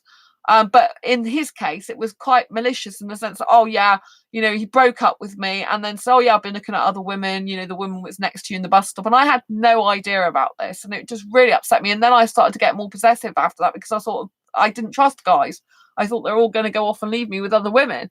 And so then I did get like that, and I had to go out of it, and so now I don't want to ever put myself in a position again where I am telling a guy what to do, because to me that's a bit like being possessive. You know, if I'm a dominatrix, it's like I possess him and tell him what to do, and maybe he's given me permission to do that, but it's not healthy for me. I don't want to get into that mindset again, and also I might misinterpret some of what it's called. Like I might misinterpret the dominant role. I might misinterpret it as, and I might like do things that wouldn't be right, because I'm not really into that stuff. So I'd rather just stay clear of that and not have anything to do with it, because I wouldn't feel right telling a guy what to do. I want a guy to be with me of his own accord. I want a guy to make decisions. I choose to be with Sandra. I don't want to be with another woman, because I choose, not because she's dominating me and telling me what to do, and not because she's keeping me, in being like on a leash and stuff like that. Do you know what I mean? I don't want to control a guy, because being possessive is kind of controlling, and I was that type of girl in the past, and I don't ever want to be that type of girl again, ever. And so for me, getting into scenarios like that would be very dangerous, personally damaging for me, when I've done so much hard work on myself to not be that type of person ever again, to not be that type of person. I mean, even sometimes now, sometimes jealousy comes up within me and I'm aware of it, and I'm not saying that it's bad to have, you're a totally bad person if you get jealous, because that might always be within me a little bit, and I don't give myself a really hard time about it, because I think a little bit of jealousy can be okay, but very minute. But in general, I'd rather never be that type of person. It's taken me a lot of years to work that on myself. The last thing I want to do is give myself the power to dominate a guy, when really the domination might be only on his terms, because just because you're dominating someone, like you say, it's consensual. You might have terms like, you can dominate me on this, but don't dominate me on that. And they have, like, obviously in the BDSM community, they have like safe things. I like use words. From what I learned is that, if a guy's doing something and they're, and the woman wants him to do stuff to her, then they'll have like a safe word, which means, no, you've definitely got to stop now. Just stop right now. I learned that type of thing as well. So there was a lot of stuff I actually learned. And it was quite hard learning this stuff, because it's not something I'm into myself, but obviously other people want to know. Sam, is BDSM part of the kink thing? Because I'm not really, BDSM is not my whole thing, but I believe that kinks come into BDSM, yeah, but I think you can have kinks without being into BDSM as well. But I think kinks usually come under BDSM, but I'm not, because I'm not, it all confuses me. Yeah, I don't get involved with BDSM, kinks, or fetishes, or any of those three. They don't enter my vocabulary, apart from when I'm researching for other asexuals and learning stuff about myself. So it's really difficult, because I try and stay clear as much as possible, but I want to have some sort of understanding of it. Yeah, you neither, exactly.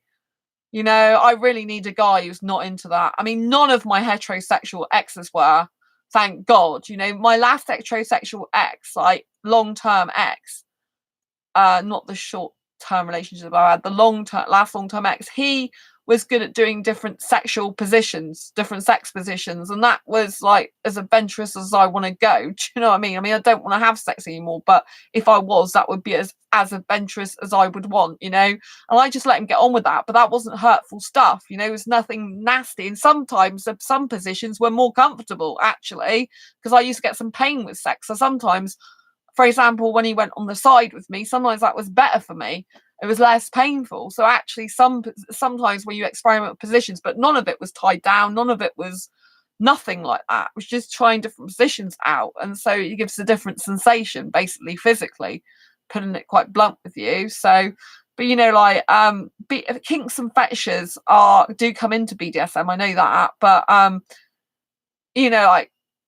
it was really weird, because I came across someone who I just blocked because I'd had enough, and this person hadn't talked to me for the best part of a year, and they started messaging me going, "Oh, did you know cuddling's a fetish?" And I'm like, for goodness sake, loads of people cuddle. It's not I don't class cuddling as a fetish. It's like, what are you going to come up with next? You're just going to put everything under the fetish category. It's ridiculous. Cuddling's like a normal, natural thing for a lot of people to do. It's like, why have you started calling that fetish? Because I don't personally like the word fetish. I don't like it personally for use for me. It just cringes me out, you know. And also I had a guy who I was at my old job, who was the only guy I actually would have liked to kiss. And I found out that he was very heterosexual, very sexual. And when he was in the locker room with me once, he did say I would like a relationship with you, but it's the type of relationship you couldn't give me, which was sex. Excuse me. And he said to me, when I said about, oh, I like kissing and I like sitting on a guy's lap and kissing him, or in between his legs and kissing him, he said that's very kinky. But to me, that's just natural. It's not kinky at all. But Sam, I would never class cuddling as a fetish. That sounds ridiculous. Exactly. I am going to say, I think that sounds absolutely ridiculous that cuddling is a fetish. You know, it's like even parents, when there's a child upset, can give them a cuddle. Do you know what I mean? Are you going to say that your parents are being fetishish over you? I think that's a bit disgusting, to be honest. I just blocked him. I had enough because he didn't speak to me for over 8 months, and all of a sudden he came back and started to want somewhat older person that was into younger guys. But then he didn't want to talk to me. He wanted to talk to someone else about it. And then he started going, oh, you like, if you like cuddling, that's a fetish. It means you're into fetish. And I'm like, no, really, I'm not, you know? And I thought that just sounded ridiculous. It's like people are trying to say anything is these days. It's just like, you know, but yeah, when I say that I like to, when I said that I like to sit on a guy's lap and kiss him or in between his legs, because I don't mind feeling his part as long as it's clothed and, you know, like everything's safe. I don't mind being really close to him with clothes on. The guy did say that's kinky. He classed that as kinky, but you know, I didn't really think of it like that. Just thought I guess it is a bit naughty, to be honest. I guess that's, you could class me as a naughty asexual for wanting to sit on a guy's lap or in between his legs, because obviously you can feel his penis, to be quite blunt with you, through his clothes when you're doing that. So you could class that as a bit of being a bit of a naughty asexual, but I don't really think of it like, do you know what I mean? To me, you know, that's stuff I used to do when I was 15 years old, a teenager, when I wasn't having sex. Do you know what I mean? So to me, that's kind of like a teenager thing to do. It's not really an adult kinky thing to do. Do you know what I mean? So I don't really see it like that. I don't really, you know, I think you're like me, Sam, but probably obviously not as like obviously you don't have the sexual behavior that I have with the kissing and stuff, but I mean in terms of like the BDSM stuff, me and you just don't like that type of thing for us. Do you know what I mean? I just like I would never want to hurt a guy, even if he said to me, I want you to hurt me, I want you to spank me or hit me, I couldn't do it. I'd rather him be with someone else who wants to do that for him if that's what he likes. I just couldn't do it to him. To me, that would be like abusing him. I'd never want to abuse a guy. Do you know what I mean? I'd rather like stroke his nipple softly and gently and kiss it and suck it than spank him. Do you know what I mean? I'd rather make him like feel great like that than hurt him. Do you know what I mean? Or give it like sit on his back and give him a back massage. You know what I mean? And massage his neck and stroke his beautiful hair. And so I mean, I'm a very loving girl. I'm not into hurting a guy. I'm into like, do you know what I mean? Into like being romantic and some sensual stuff with the top part of his body, not the bottom part, really. Do you know what I mean? I'm not into the bottom part, but I don't know if I could ever see a guy naked again. Maybe if it was a really young Indian guy, there's maybe a tiny little possibility. Like if I was with him a very long time, like, but I'd rather not. But you know what I mean? It's like I might make an exception. Oh dearie, but even to see him naked, it would be very weird. I don't really want to see that, to be honest. But you know what I mean? It's kind of like when you're with someone together for, if you're thinking about long term, like 10, 20 years or whatever, someone being with someone, you're possibly gonna see them naked in that. And I don't know if I could do that again, because I have done that thing in the past. It's not like I'm not used to it, but it's kind of like I'm not used to it anymore. Do you know what I mean? Like I rather wouldn't. Yeah, some, except the kissing. Like kissing is okay. Yeah, exactly. We are this. Yeah, the kissing's very different between, you know, like different, our attitudes towards kissing is very different. Like, I mean, I just I wasn't into French kissing until I tried it, and then I ended up loving it. I just absolutely love French kissing. I find it very, very intimate. I do get aroused by it quite a bit usually. But I didn't when I was kissing the guy for over an hour in the club last time. At first, I actually thought in my head, am I getting bored with kissing? Which is I never thought I'd be thinking that. Do you know what I mean? I'm like, is this a bit boring? And I'm like, if it is, Sandra, it's only because he's not kissing you the way you want to be kissed. So just put him straight. So I just did, I subtly showed him the way I like to be kissed in his mouth. He wouldn't have even noticed. I don't really, I'm consciously aware I'm doing that, but I don't really know what I'm doing. I just do it. I just like, oh, I just feel like I've got to take control of the situation a bit because I like controlled kissing. I agree, Sam, only gentle kissing. Yeah. Andy and you are the same on that. But do you know what I mean? When I don't kiss, like it's not aggressive kissing I do. I wouldn't like if you're talking about gentle, it's not like it's aggressive, but it is powerful and strong would be the words I would use. And probably not what you call gentle. But like when I kiss, it's like I'm not being savage or do you know what I mean? It's just like sticking a tongue in someone's mouth and rolling it around and getting all around it and exploring it and getting in there, stuck in there with your tongue. And like, do you know what I mean? It's not like, like it's not aggressive, I wouldn't say. I'd say it's full on, but it's not aggressive. I don't like biting either. I can't stand that. I won't be bitten. Like the guy last time, he was kept trying to give me a love bite on my neck. I am used to them. My ex did do that. But I mean, like, I said to him, can you be gentle and not do that, basically? Because it's like, I mean, I can kind of take that, but I don't want it. Do you know what I mean? It does hurt a bit. Like it bruises your neck. But it's not like it's really painful, but it is a bit painful. I said, I said, like, kiss me gently. Like, I couldn't be kissing someone for hours after that. I prefer their tongue stay in their mouth for the most part. Yeah, I know. I like it like a hobby, but I know you couldn't do that, Sam. Tongue kissing does seem a bit aggressive to me. Yeah, I thought you thought that, Andy. But I guess it's because I'm so experienced in it. I don't see it as aggressive. I've never seen it as aggressive. I mean, obviously, if someone's biting your lip, it's different. But I don't do that type of tongue kissing.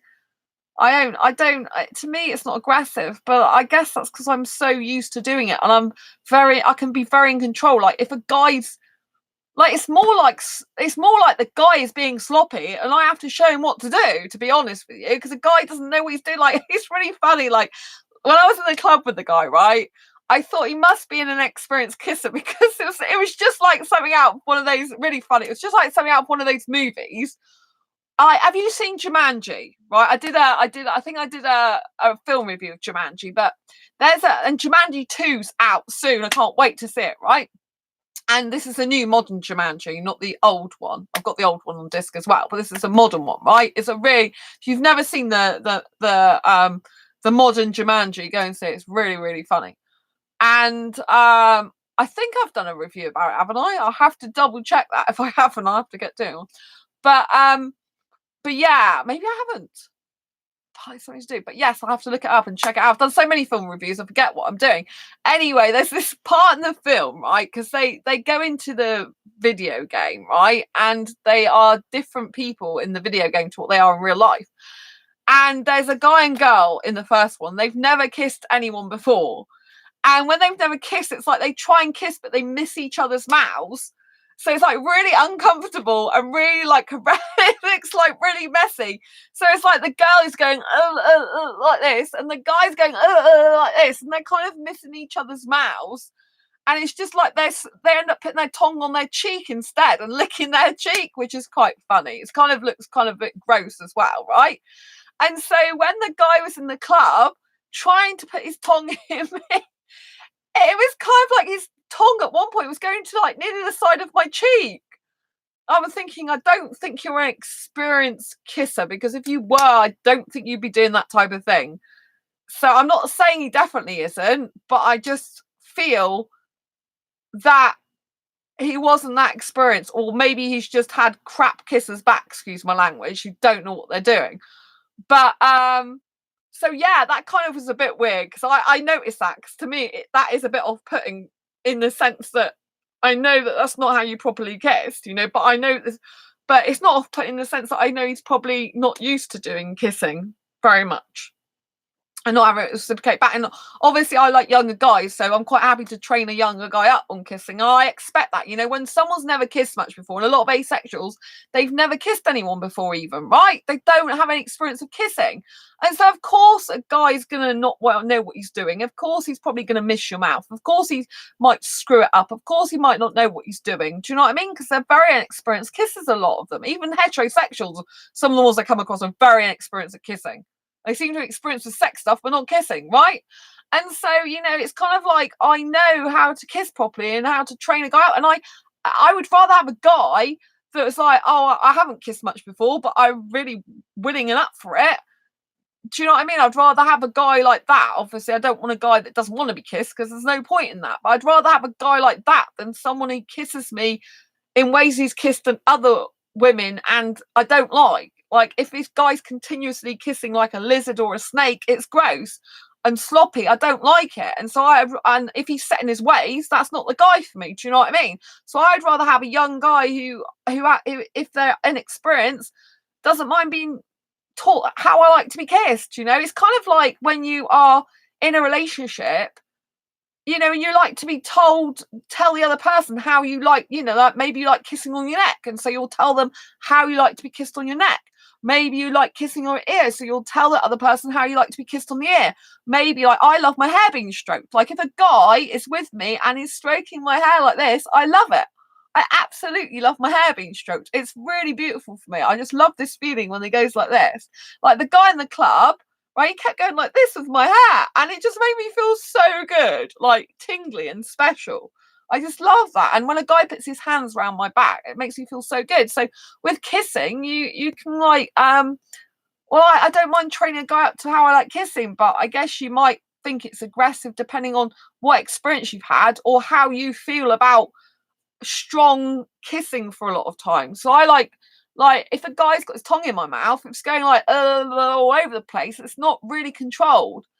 Controlling is basically, like, it's like more strong, but not aggressive, but strong with the tongue, like not slippery everywhere. Do you see what I mean? So, but I just love the art of kissing. To me, it's like an art form, and I'm really into it. But if a guy's biting, obviously with kissing, then they're being aggressive. And it depends if they're kissing you and what they're doing with your body and stuff. Like some people, like if you see movies, you can see some people are kissing, and yet they're really like, rubbing the person's body and pushing against it and grabbing hold of them. But I guess, like, it's how you interpret it and whether you like it or not. But there's lots of asexuals that don't like kissing. I tend to be in the minority, I think, with asexual guys, and that, apart from if they're foreign, I get a lot of foreign guys, but they live in other countries, so that's no good for me, is it? Do you know what I mean? It seems a lot of foreign guys are more into kissing, which is great for me because I like foreign guys, but you know what I mean? But even the guy who was British this year, I kissed a lot, but I think I prefer kissing to him, But like I don't even notice the time. Like when I'm kissing for hours, like 3 hours, I don't even notice the time. To me, it's like 40 minutes or something that's gone by, not 3 hours. But yeah, I like it like a hobby. So, if you do a favorite hobby over and over again and you enjoy it, then you're going to want to do more and more of it, aren't you? Because it makes you feel good. And that's what kissing is for me.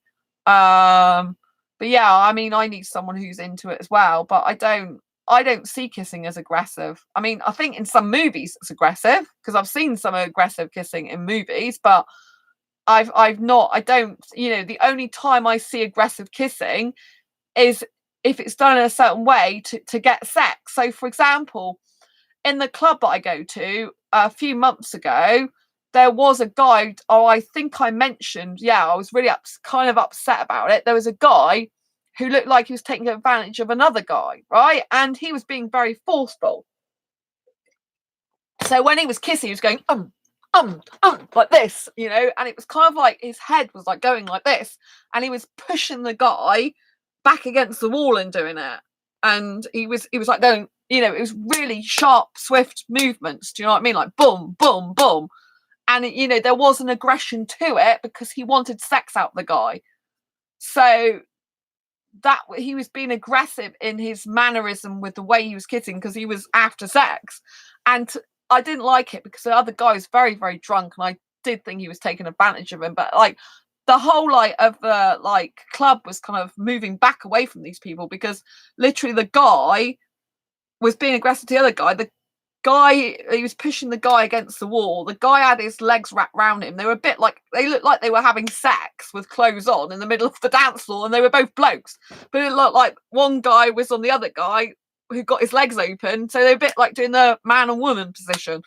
And he was being very aggressive with the way he was kissing and pushing the guy against the wall. And it was clear he wanted to go back to his place to have sex. But the guy was very, very drunk, and like it did upset me seeing that because to me it was like sexual abuse and taking advantage of someone who wasn't fully knowing what they were doing or fully wanting sex at that point in time, you know. So that's a time of like, to me, he was kissing him aggressively, but it wasn't just a kissing. He was being aggressive in his whole body movements and mannerisms, full stop, because he wanted sex, and I don't like people like that. Do you know what I mean? I don't like people at all, but you know, I mean, I don't like aggression. But with kissing, I don't find it aggressive at all, you know. But obviously, you can do different types of kissing. But I just love tongue kissing. I got used to it, and I really enjoy it. It's kind of very intimate. I love that intimacy with the right person. Obviously, I can't kiss someone I'm not aesthetically attracted to, whereas quite a few people probably could. I can't do that unless I'm really aesthetically attracted to them. I can't kiss them. I don't want the guy's tongue in my mouth if I'm not aesthetically attracted to him. That would be very gross. That's why I can't be with an older guy as well, because I can't have an older guy's tongue in my mouth. I can't even have his lips on my lips. I mean, it's just be like kissing a parent or something. It would be gross for me. I don't kiss my parents on the lips. Do you know what I mean? I really don't. It'd be gross to me. I just couldn't do it. Do you know what I mean? I want a young, cute guy to kiss, not a older guy. It would just repulse me, to be quite honest, because it's just like they're my parent, or do you know what I mean, or older person. It's like not literally my parents, but it would be like that scenario. Do you know what I mean? I couldn't do it. That would gross me out. I couldn't even like just it would just creep me out. I don't like that. It creeps me out if I see like kids kissing their parents on the lips. To me, it's like, personally, that's so wrong. But obviously some families do that. But I think kissing on the lips, if you're not your partner and they're your relatives or parents, shouldn't really be allowed, personally, because I don't like that. Obviously it is allowed because people want to do that. It's up to them. It's their family, not for me to say. But I just think it's kind of gross. It does gross me out. But yeah, I mean, I hope one day, you know, I'll find a guy who equally loves kissing as much as I do. Because when you got two people who love lots of kissing, it's a very beautiful thing. Because there's lots of types of kissing. You know, like you can like obviously tongue kiss, open mouth kissing. You can kiss lots of different parts of the body, like the you know, like even the upper body. Obviously the nipples. I don't like my nipples being kissed from a bloke, but kissing the bloke's nipples, I like kissing the bloke's nipples and then kissing all down his chest to the top of his trousers, but not down below his trousers. That kind of drives them a bit wild. They like that, and especially heterosexual guys. But you know, kissing down the arms, kissing down the hands, kissing their neck, kissing their little nose, kissing their forehead, kissing their hair, kissing their head, kissing their cheek. I just like all kissing all over this top part of the body. You know, I just think it's really nice. I love it, kissing a guy's nose, like little cute kiss on the nose. I just think it's so sweet. I love doing that. It's all cute and cuddly, isn't it? Do you know what I mean? But yeah, so I don't think of any aggression in kissing, because I don't do, well, to me, I don't do aggressive kissing. I do strong, powerful, controlled kissing. You know, and sometimes like the guy I was kissing a lot this year, who was British, which shocked me, he started doing some stuff in my mouth that I'd never had before, which was really good. And then he started doing a different variation of it, which I didn't quite like. And I was like, oh, I had to try and tell him I like this, but I don't, you know, do the other thing. Don't do this thing as much because I prefer the other thing. You got to be very tactful as well, because you don't want to hurt the person's feelings or put them off kissing you. Do you know what I mean? So if they don't kiss you the way you like to be kissed, you either have to not be in a relationship with them. Or if it's just a case of their technique is not quite right, then you usually just, can, well, because I'm experienced, I can show them how I like it to be done without even telling them I'm showing them. Do you know what I mean? It's very, I don't know, I can't describe it. It's, you know what I mean? It's very difficult to describe, but I can show them in the mouth by taking control of their mouth a bit, by showing them what I like to do. I'll do it to them first and they do it back to me, if you know what I mean. It's kind of like, yeah, it's really good. But yeah, it's very difficult for me to find an asexual match because I like kissing so much. Very, very difficult. I find a lot of asexuals that are into cuddling. I find a lot of asexuals are into a platonic relationship more, but I don't find that many asexuals in the UK guys, the age group I like, that are into tongue kissing, especially not for hours like I am. Do you know what I mean? I can't always kiss a guy for hours. Do you know what I mean? There's certain times when that's not going to happen. It's not going to be like every day. It's going to be for hours, although I might wish it was. But no, there's going to be times like in a long committed relationship, if you're with someone for like years of your life, there's going to be times when he comes in from work and he's really fed up, peed off or whatever, and he doesn't want to do that much kissing or whatever. Do you know what I mean? He's had a hard day. He just wants to relax and chill and go in the bath or whatever and do a bit of computer work or something, and he might just want a little kiss hello and stuff like that, and he might not be like full on into the kissing stuff all the time. Do you know what I mean? There's going to be times when, like I might want to just go to sleep or something if I've done like 10 hours of website work or something. Do you know what I mean? There's going to be times when I'm not going to be kissing the guy all the time or for hours every single day of my life, even though it might be a treat. But do you know what I mean? Because I am going to want to get on with some work of my own. Do you know what I mean? Like I think when I first get with a guy, it'll be like a lot of that because I'll be like kissing frustrated. And I haven't kissed someone for a long time for very often. But I mean, I think I will spend a lot of time doing that, especially if I don't see him every day. Like if I only see him twice a week, then I probably will be doing that a lot with him because we'll be doing other stuff when we don't see each other. So then it'll be like, oh, we need to kiss because we haven't kissed each other for a while. We haven't had that physical contact or closeness.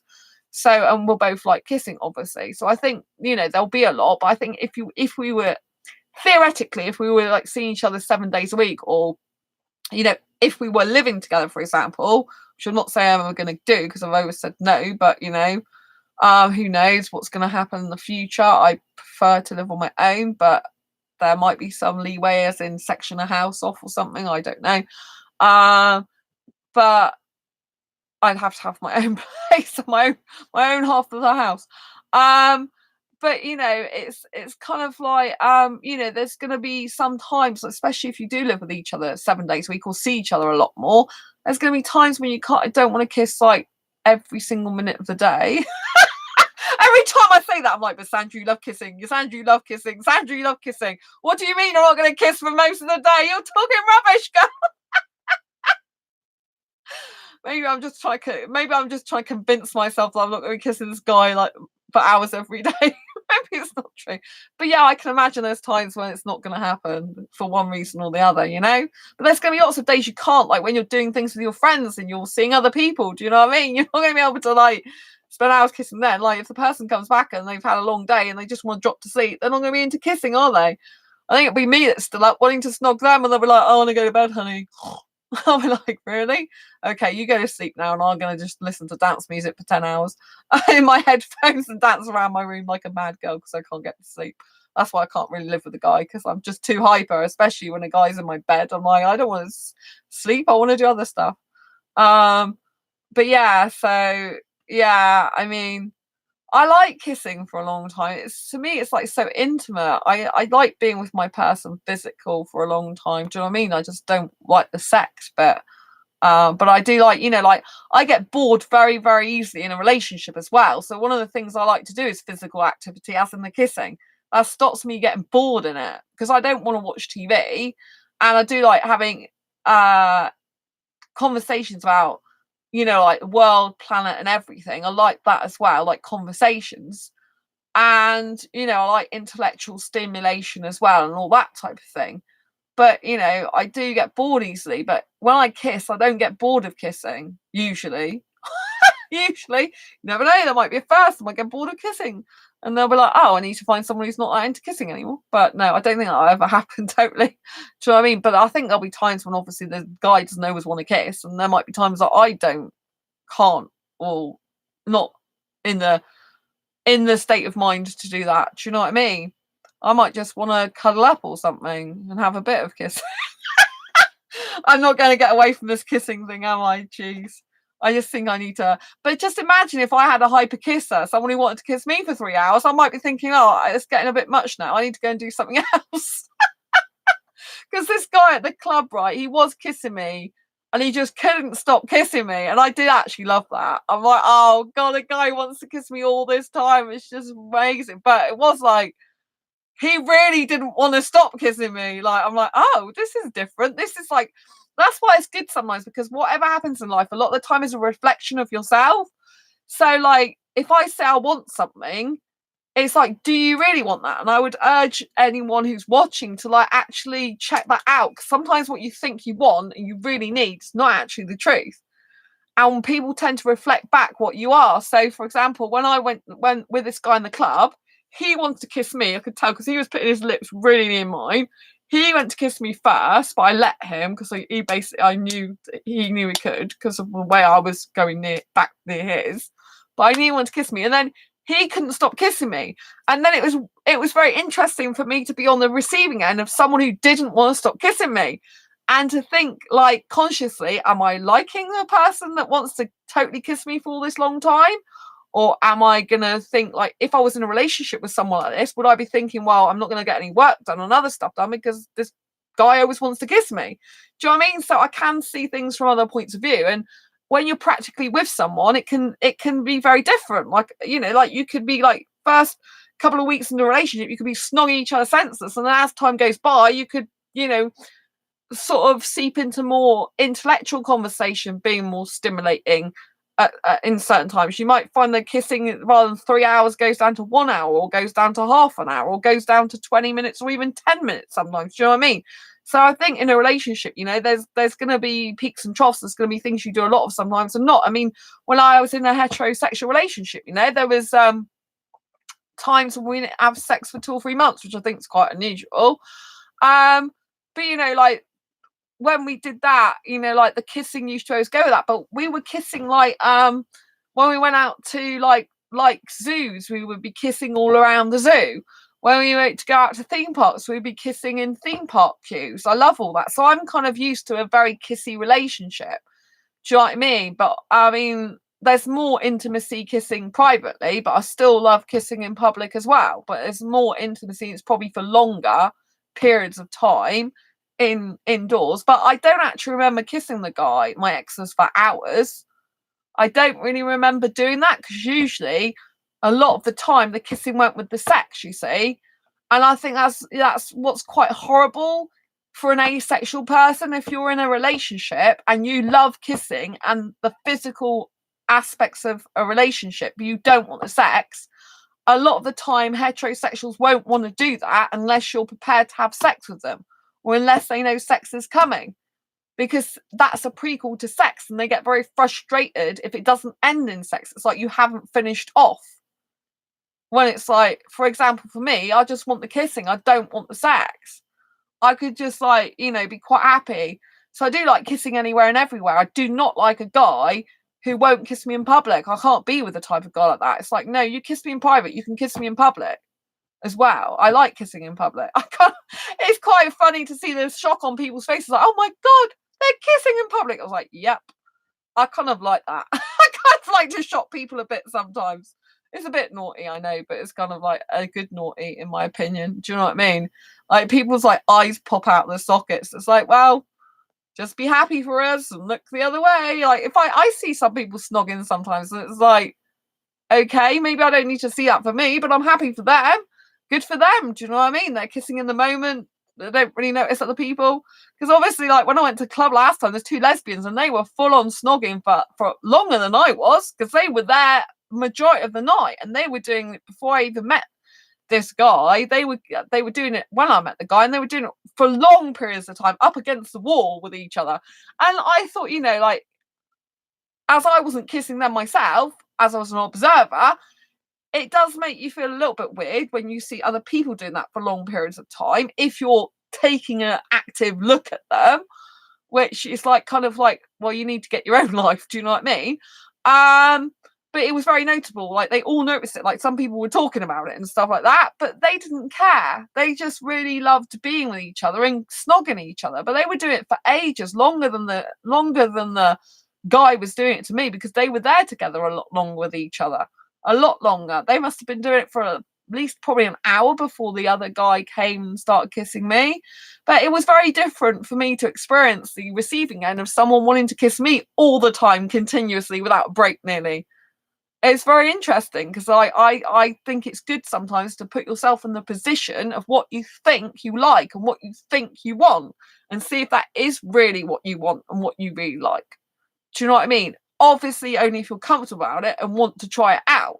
Not if you don't want to and it's against your will. But I think it's really good. It's like I am happy to put myself in the position where I am getting to kiss like an Indian guy, because it's like, it's my ideology of wanting to be with an Indian guy.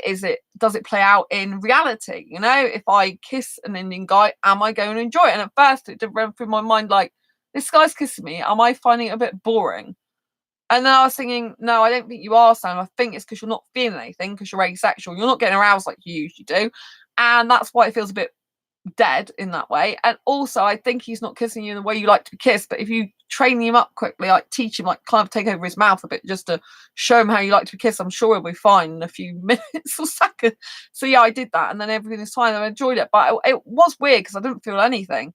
I felt no sensation in my body through the kissing, which I haven't had before. It was very bizarre. It was really, really weird experience. And I guess that's what other asexuals, oh, thanks for the thumbs up, by the way. I guess that's what other asexuals can feel. Do you know what I mean? Because some asexuals, they get no arousal through kissing and they find kissing boring. And I guess that's why they find kissing boring, is because it does nothing for them in their body. They don't feel anything about it. It's just like, I don't know, like a wooden clog or something. Do you know what I mean? And so for a fleeting moment, I guess I could feel a little bit what they were experiencing, but obviously they experience it all the time. And I can't wrap my head around that. I'm kind of like, well, is this going to be boring for me? But I love kissing, or am I actually really going to love the experience of kissing in and of itself without the arousal? Or is it just purely the arousal that makes it exciting and interesting for me? And this is why I think it's so wonderful to be able to have certain experiences as an asexual person, experiences you wouldn't normally experience, to try things out and see what fits and what you like. Because, you know, at the end of the day, it doesn't matter what I think. What all that matters is what you think and what you like to do, you know? And I think it's really important to test yourself and to try things out to see if you like them, you know? Like, I find it's good. I think it's good, especially while you're single, you know? I don't really... You know, obviously you can explore things in a relationship as well, but I think while you're single, it's one of the best opportunities to actually figure yourself out before you get into a relationship with someone.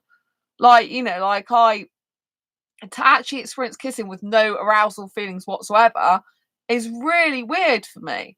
Like, there was one guy I came across who I didn't even know, who was coloured, and he was on the other side of the road, and he just came up to me and he just went to kiss me. Like, I didn't even know him, but I did feel aroused in my body just from one kiss, and I couldn't kiss him anymore because I'm like, you smoke. Do you know what I mean? Like don't use, like, yeah, basically, like, I can't kiss you anymore. Like, he wanted to have sex with me. I'm like, no. I didn't say the word sex, he just said the F word. But that was quite a long time ago now. But, you know, it's kind of like just from one kiss of him, and it wasn't tongue kissing, it was just normal bit of mouth kissing, like a little bit open mouth kissing, rather than just a little bit of open mouth, but it wasn't that much. Do you know what I mean? It's like, you know, if I can get aroused just for that, and then with this guy who was actually Indian, my preferred attraction, I didn't. But then he did have facial hair, so I don't know if that's got something to do with it, because of aesthetics. I prefer a guy who doesn't have any facial hair whatsoever. I find them more aesthetically attractive, more appealing, and therefore more aesthetically turning on, if you know what I mean. So I think that might have had something to do with it.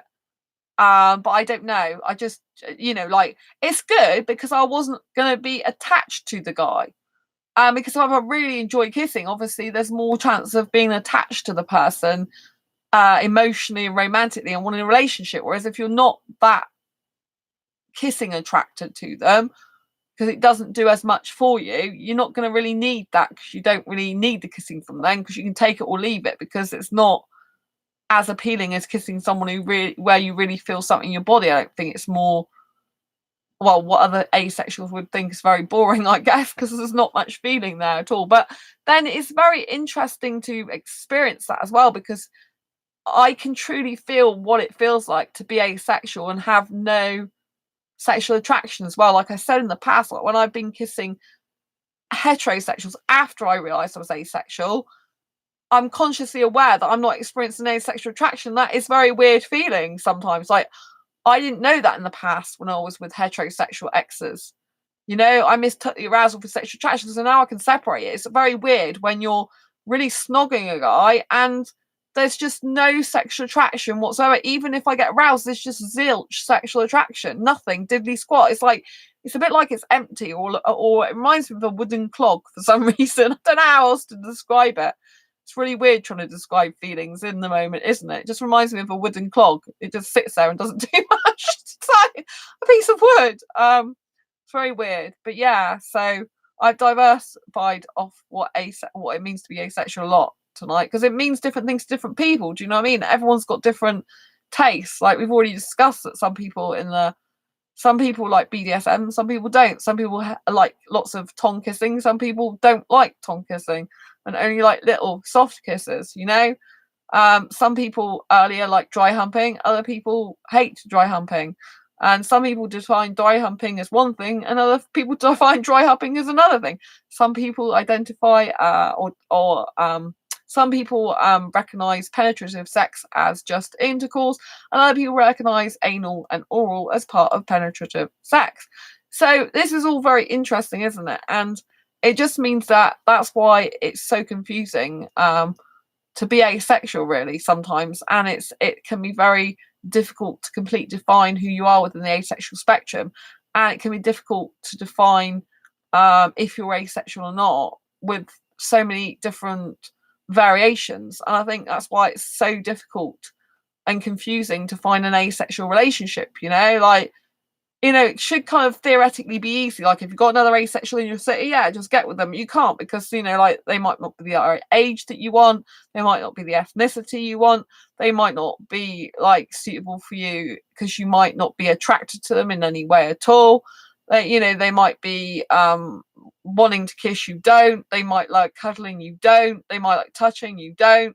Do you know what I mean? They might like being naked, you don't. And so there's so many different versions, or vice versa. You might like doing that stuff and they don't. So this is why it's very difficult. One, you've got to define yourself as being asexual in the first place. And two, you've got to specifically get to know yourself really, really well. And I'd say that's the thing that's most important, as well, as getting to know yourself and how you feel about things to do with intimacy in a relationship. If you're looking to get an asexual relationship rather than just friendships, I think it's really important to experiment, to find out in safety and consensual, and also in agreement with the other person, you know, and staying safe and trying not to get too attached, you know. Like if for example, like I'm deciding that I can kiss outside a relationship, I've got to be mindful that a lot of the guys that, or any of the guys I do that with, are unlikely to want to be in a relationship with me, because if it's in a club, they're likely to just want the kissing, or well, they think it leads to sex, but it's not going to with me, you know. So I need to make it clear about it not leading to sex, or that they can't touch me in certain places, which already puts them off in that realm because they think I'm weird and different. They're like, something's not quite right about this person, because they're not being sexual in that way. So I think you've just got to like you know, be conscious of what you're doing a lot of the time, and assess yourself and reflect constantly. Do you know what I mean? Like I said, when I get into a relationship with someone, I don't think I'm going to actually end up probably kissing them all the time. Do you know what I mean? There's certain times you just don't do that because you're just doing other stuff. Do you know what I mean? But I do think it's important to get physical compatibility as much as possible. You know, I couldn't be with someone who didn't like kissing, because I would just feel like I wasn't getting my needs met, and they were doing something they didn't want to do, or trying to do something they didn't want to do. It'd be really bad, you know, for both of us. I think it's always good to try something out. Like, you know, I kissed Indian guy. It was my dream to do that, and I felt really good doing that because I've always believed my soulmate is Indian since 2014, my romantic soulmate, and I still believe that to this day. But it's good for me to try it out, kissing one, and see if I actually do feel the same way afterwards, you know, because reality and fantasy, or reality, and I don't even like the word fantasy personally, I don't fantasize, but the reality and what you believe can be two different, completely different things. It's like some people like can have a certain dream in mind and they can go for their dream, and then when they get it, it's not as good as they think it's going to be. That's why it's really important to know yourself. Like, I know I love writing, I have a huge passion for writing, and when I accomplish and write a book and publish it, I'm actually living my dream and I'm happy afterwards with the result. I mean, I would like more sales, if I'm honest, and reach a bigger audience, but you know, those are things I can work on in the future. You know, I've never done a paid for ad, for example. But you know what I mean? I'm glad and happy I realised that dream. And you could say, well, is that dream as good as you ever thought it'd be? And I would say it's better. I would say to actually physically have a book in my hand that I've actually written and published and is in readable format and people are enjoying it and changing lives. I said that's better than I could ever have hoped for and wished for. It's better than the dream I ever had years ago, because it's not just a dream, it's a reality, and it does really change lives. And do you know what I mean? I think when you've got a dream, you've got to test it out and see if it's as good as you think it is. And like I mentioned before, when I came to have my business insurance, I'm still getting that sorted. You know, the guy was on the phone with me for about 42 minutes because he said, we don't usually get people like you who enjoy your work. Everyone else we get through, they just want to leave their work behind. They don't. They just want to do the work, job, and go home. That's what they, you know, people that run their own business, basically they're just working to live, not living to work, basically. It just a means to an end. And I was so enthusiastic about my Asexual Guide to Sex book. I'm talking to a business insurance guy about the Asexual Guide to Sex book, about asexuality and what I do. Do you know what I mean? That's how enthusiastic I am about it. And it's kind of like, whoa, do you know what I mean? It's like I was a bit coy at first because he was like, oh, what's your subject? The underwriters need to know about it because it's an insurance broker, this guy, so he gets the best deal for me. And I said, well, actually, it's asexuality. And then I had to go into well, I didn't have to, but I thought I need to explain what it's about, really.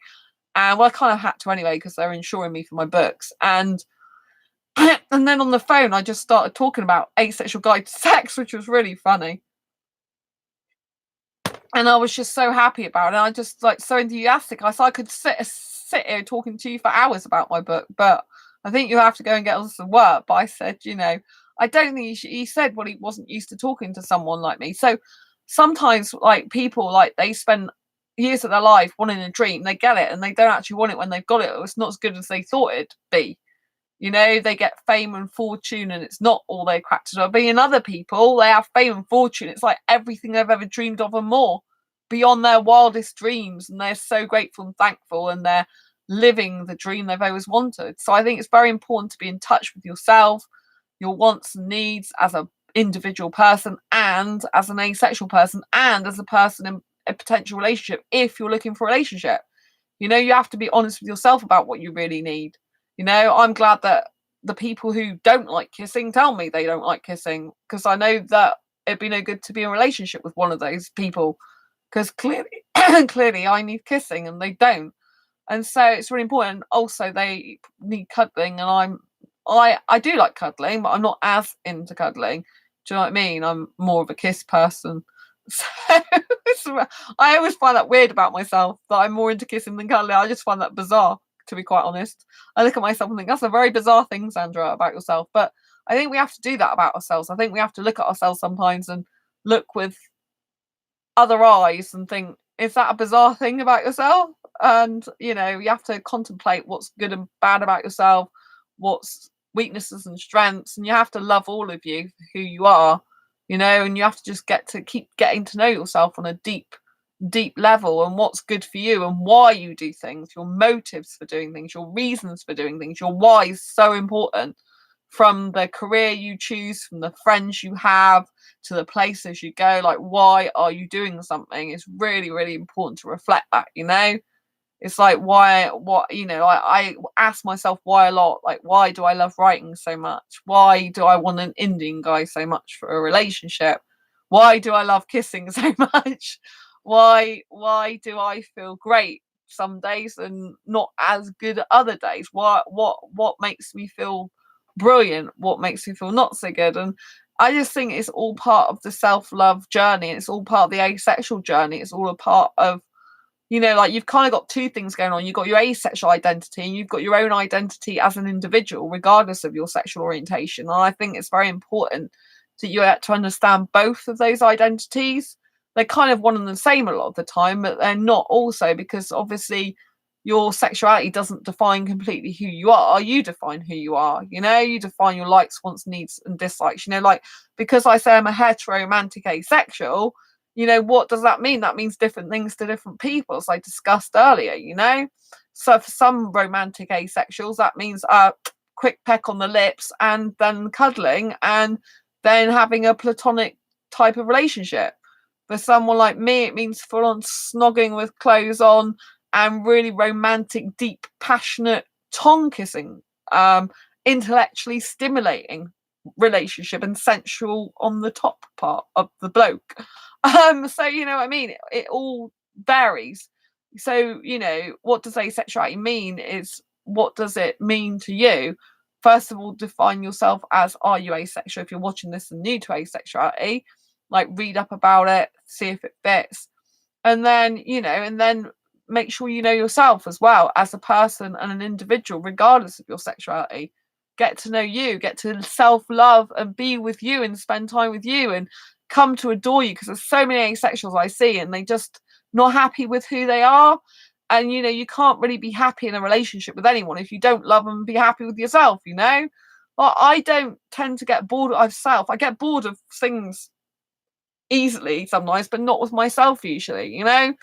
I just love being with me. I love myself. I didn't used to, though. So one of the most important things is self-love. Whatever happens, there's an asexual person who left a comment on my phrasexual / romantic video, and they wanted me to help them, I think, decide whether they are that, because they don't understand, because they do experience sexual attraction, yet once they're with someone they lose that attraction, which might mean they are phrasexual, with if they lose interest in sexual attraction when they get with the person, but they are sexually attracted before, and so that person gets very confused and they think, like, where do I fit on the spectrum? Because I do it. They experience sexual attraction more than the normal grey sexual person, but they don't experience it exactly like a heterosexual person does. And they go off it. So what I mean? That type of person is struggling, And if you're struggling, all I can say is, it's a journey. Asexuality is a journey. No one has the right to tell you what type of asexual you are, but there are people that can help you to try and define your asexuality if you're struggling and confused and want some help, just to feel better for where you fit in right now. And maybe you'll change a bit later on. Like, I've got people who identified as a guy I know who identified as bi-romantic, now identifies as homo-romantic. There's people on this channel at the moment that identified as pan-romantic, now it's a different type of romantic. And do you know what I mean? It's a journey, like, I very much know I'm a heteromantic. That's never going to change. I'm never going to be attracted to women and want a relationship with a woman. That bit's never going to change. But like, if I get with a guy, am I ever gonna want to be naked with them or not? Andro romantic, thank you. That's attracted to males and male looking people, isn't it? Like, but again, that like, you would define that for yourself, wouldn't you, Sam? Because there's like be some, for example, guys who are guys and look like guys, they're gonna be what you would like to be attracted to. But you might have a non-binary person that's female in body, and that I might look at them and I might think they don't look like a guy, but they might identify as non-binary, or they might identify as a trans guy but still look female. But if you think they look male, then you would be attracted to them. Whereas I might think that some of these people, for example, some non-binary people that were born a woman, I might look at them and think there's no way that person looks like a guy. Do you see what I mean? So again, it's very individual. Because I remember when we were together and you show me some people's pictures, there was one particular person that you picked up, and I'm like, to me, they look very much, yeah, to me, they look very much like a woman. Do you know what I mean? Like really, really female. Yet you weren't sure. So that's why it's so important to, you know, define what you like and not have anyone else tell you otherwise. Because, like, you know, like I just said, you know, like what looks male to me and what looks male to you can be two different things. I think some guys who are not non-binary, who are not trans, some of them look feminine. I've come across quite a few guys that look like women in their face, even though they're actually born guys, identify as a guy.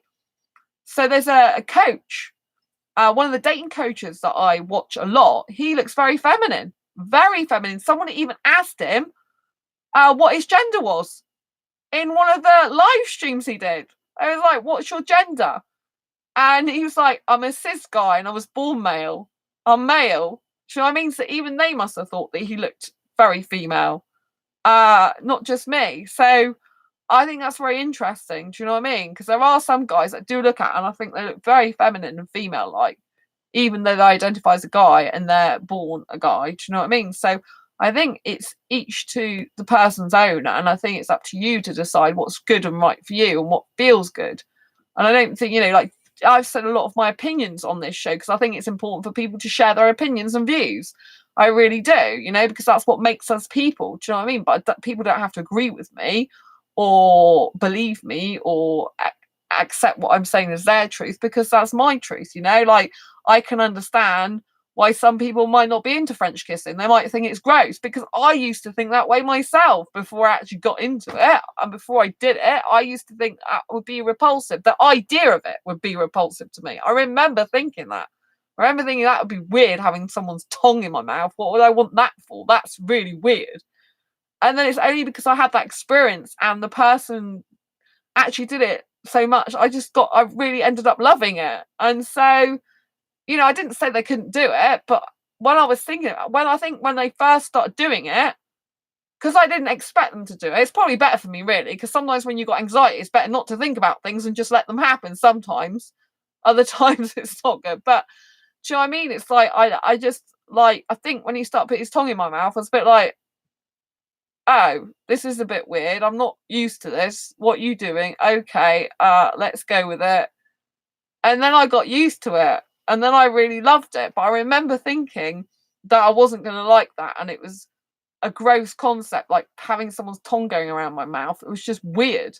So I do understand the asexuals that don't like that, or get weirded or grossed out about it, because I remember thinking that way. But, you know, like, I remember thinking a lot of things in the past I don't think anymore. You know, like, I'm very comfortable now with transgender people. I'm very comfortable with, like, people cross-dressing and things like that. But when I identified as a heterosexual person, I didn't know anything about asexuality, and I didn't really have any trans people in my life, and I didn't really have any cross-dressers that I knew of. Then, apart from ones I saw in the street, then I wouldn't be so comfortable with that. Now I'm a lot more comfortable with it because I've had those experiences. Being asexual has been amazing for me personally, in terms of my growth as well, because I'm a lot more accepting. I'm a lot more accepting than I used to be, which is a good thing. I'm not saying I wasn't accepting before, but I'm very accepting now. I'm much better. And some things I accept, some things I'm a lot more comfortable with than I would have been in the past. And I'm happy about that. I'm really happy, because I want to be, you know, I want to be more open. I want to be more accepting. I want to understand different types of people more, different genders and different sexualities. I want to understand, like, it's like, I sort of don't like BDSM, but obviously I have done some research about it, because there was a guy who's asexual who wanted a dominatrix, so I did look up about it, but it was very difficult for me to do that because it goes kind of against my feeling. But I was learning some stuff about it, and and it's important that I learned that stuff. But it's hard for me. But even write my own asexual guide to sex book, there's one story in it.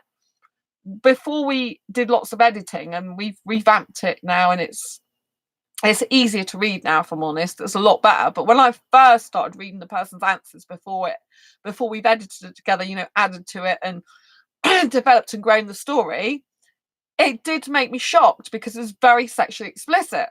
Very sexually explicit. And the way it was told in the tone of voice was very, very full on boom, boom, boom in my face. That's how it felt as a reader. And obviously, when I'm doing editing, I'm thinking of the reader all the time. But now, over the course of explaining more the background to that, how that happened, and what went on, it's a lot more readable, and you can take it in a lot more with a lot more ease, and you understand it a lot more. You feel a lot more compassion for the person, and you feel a lot more caringness towards the person, or at least I do. I really like this person now. I think they're amazing. And this particular person does admit they watch porn in there. And normally I can't stand porn. I hate it. And I don't like guys that are into that. And this person's a guy. And even though he's watched that, I feel good towards him. I like him so much as a person. He's so sweet when I'm emailing him. I don't know him, but he's just so sweet.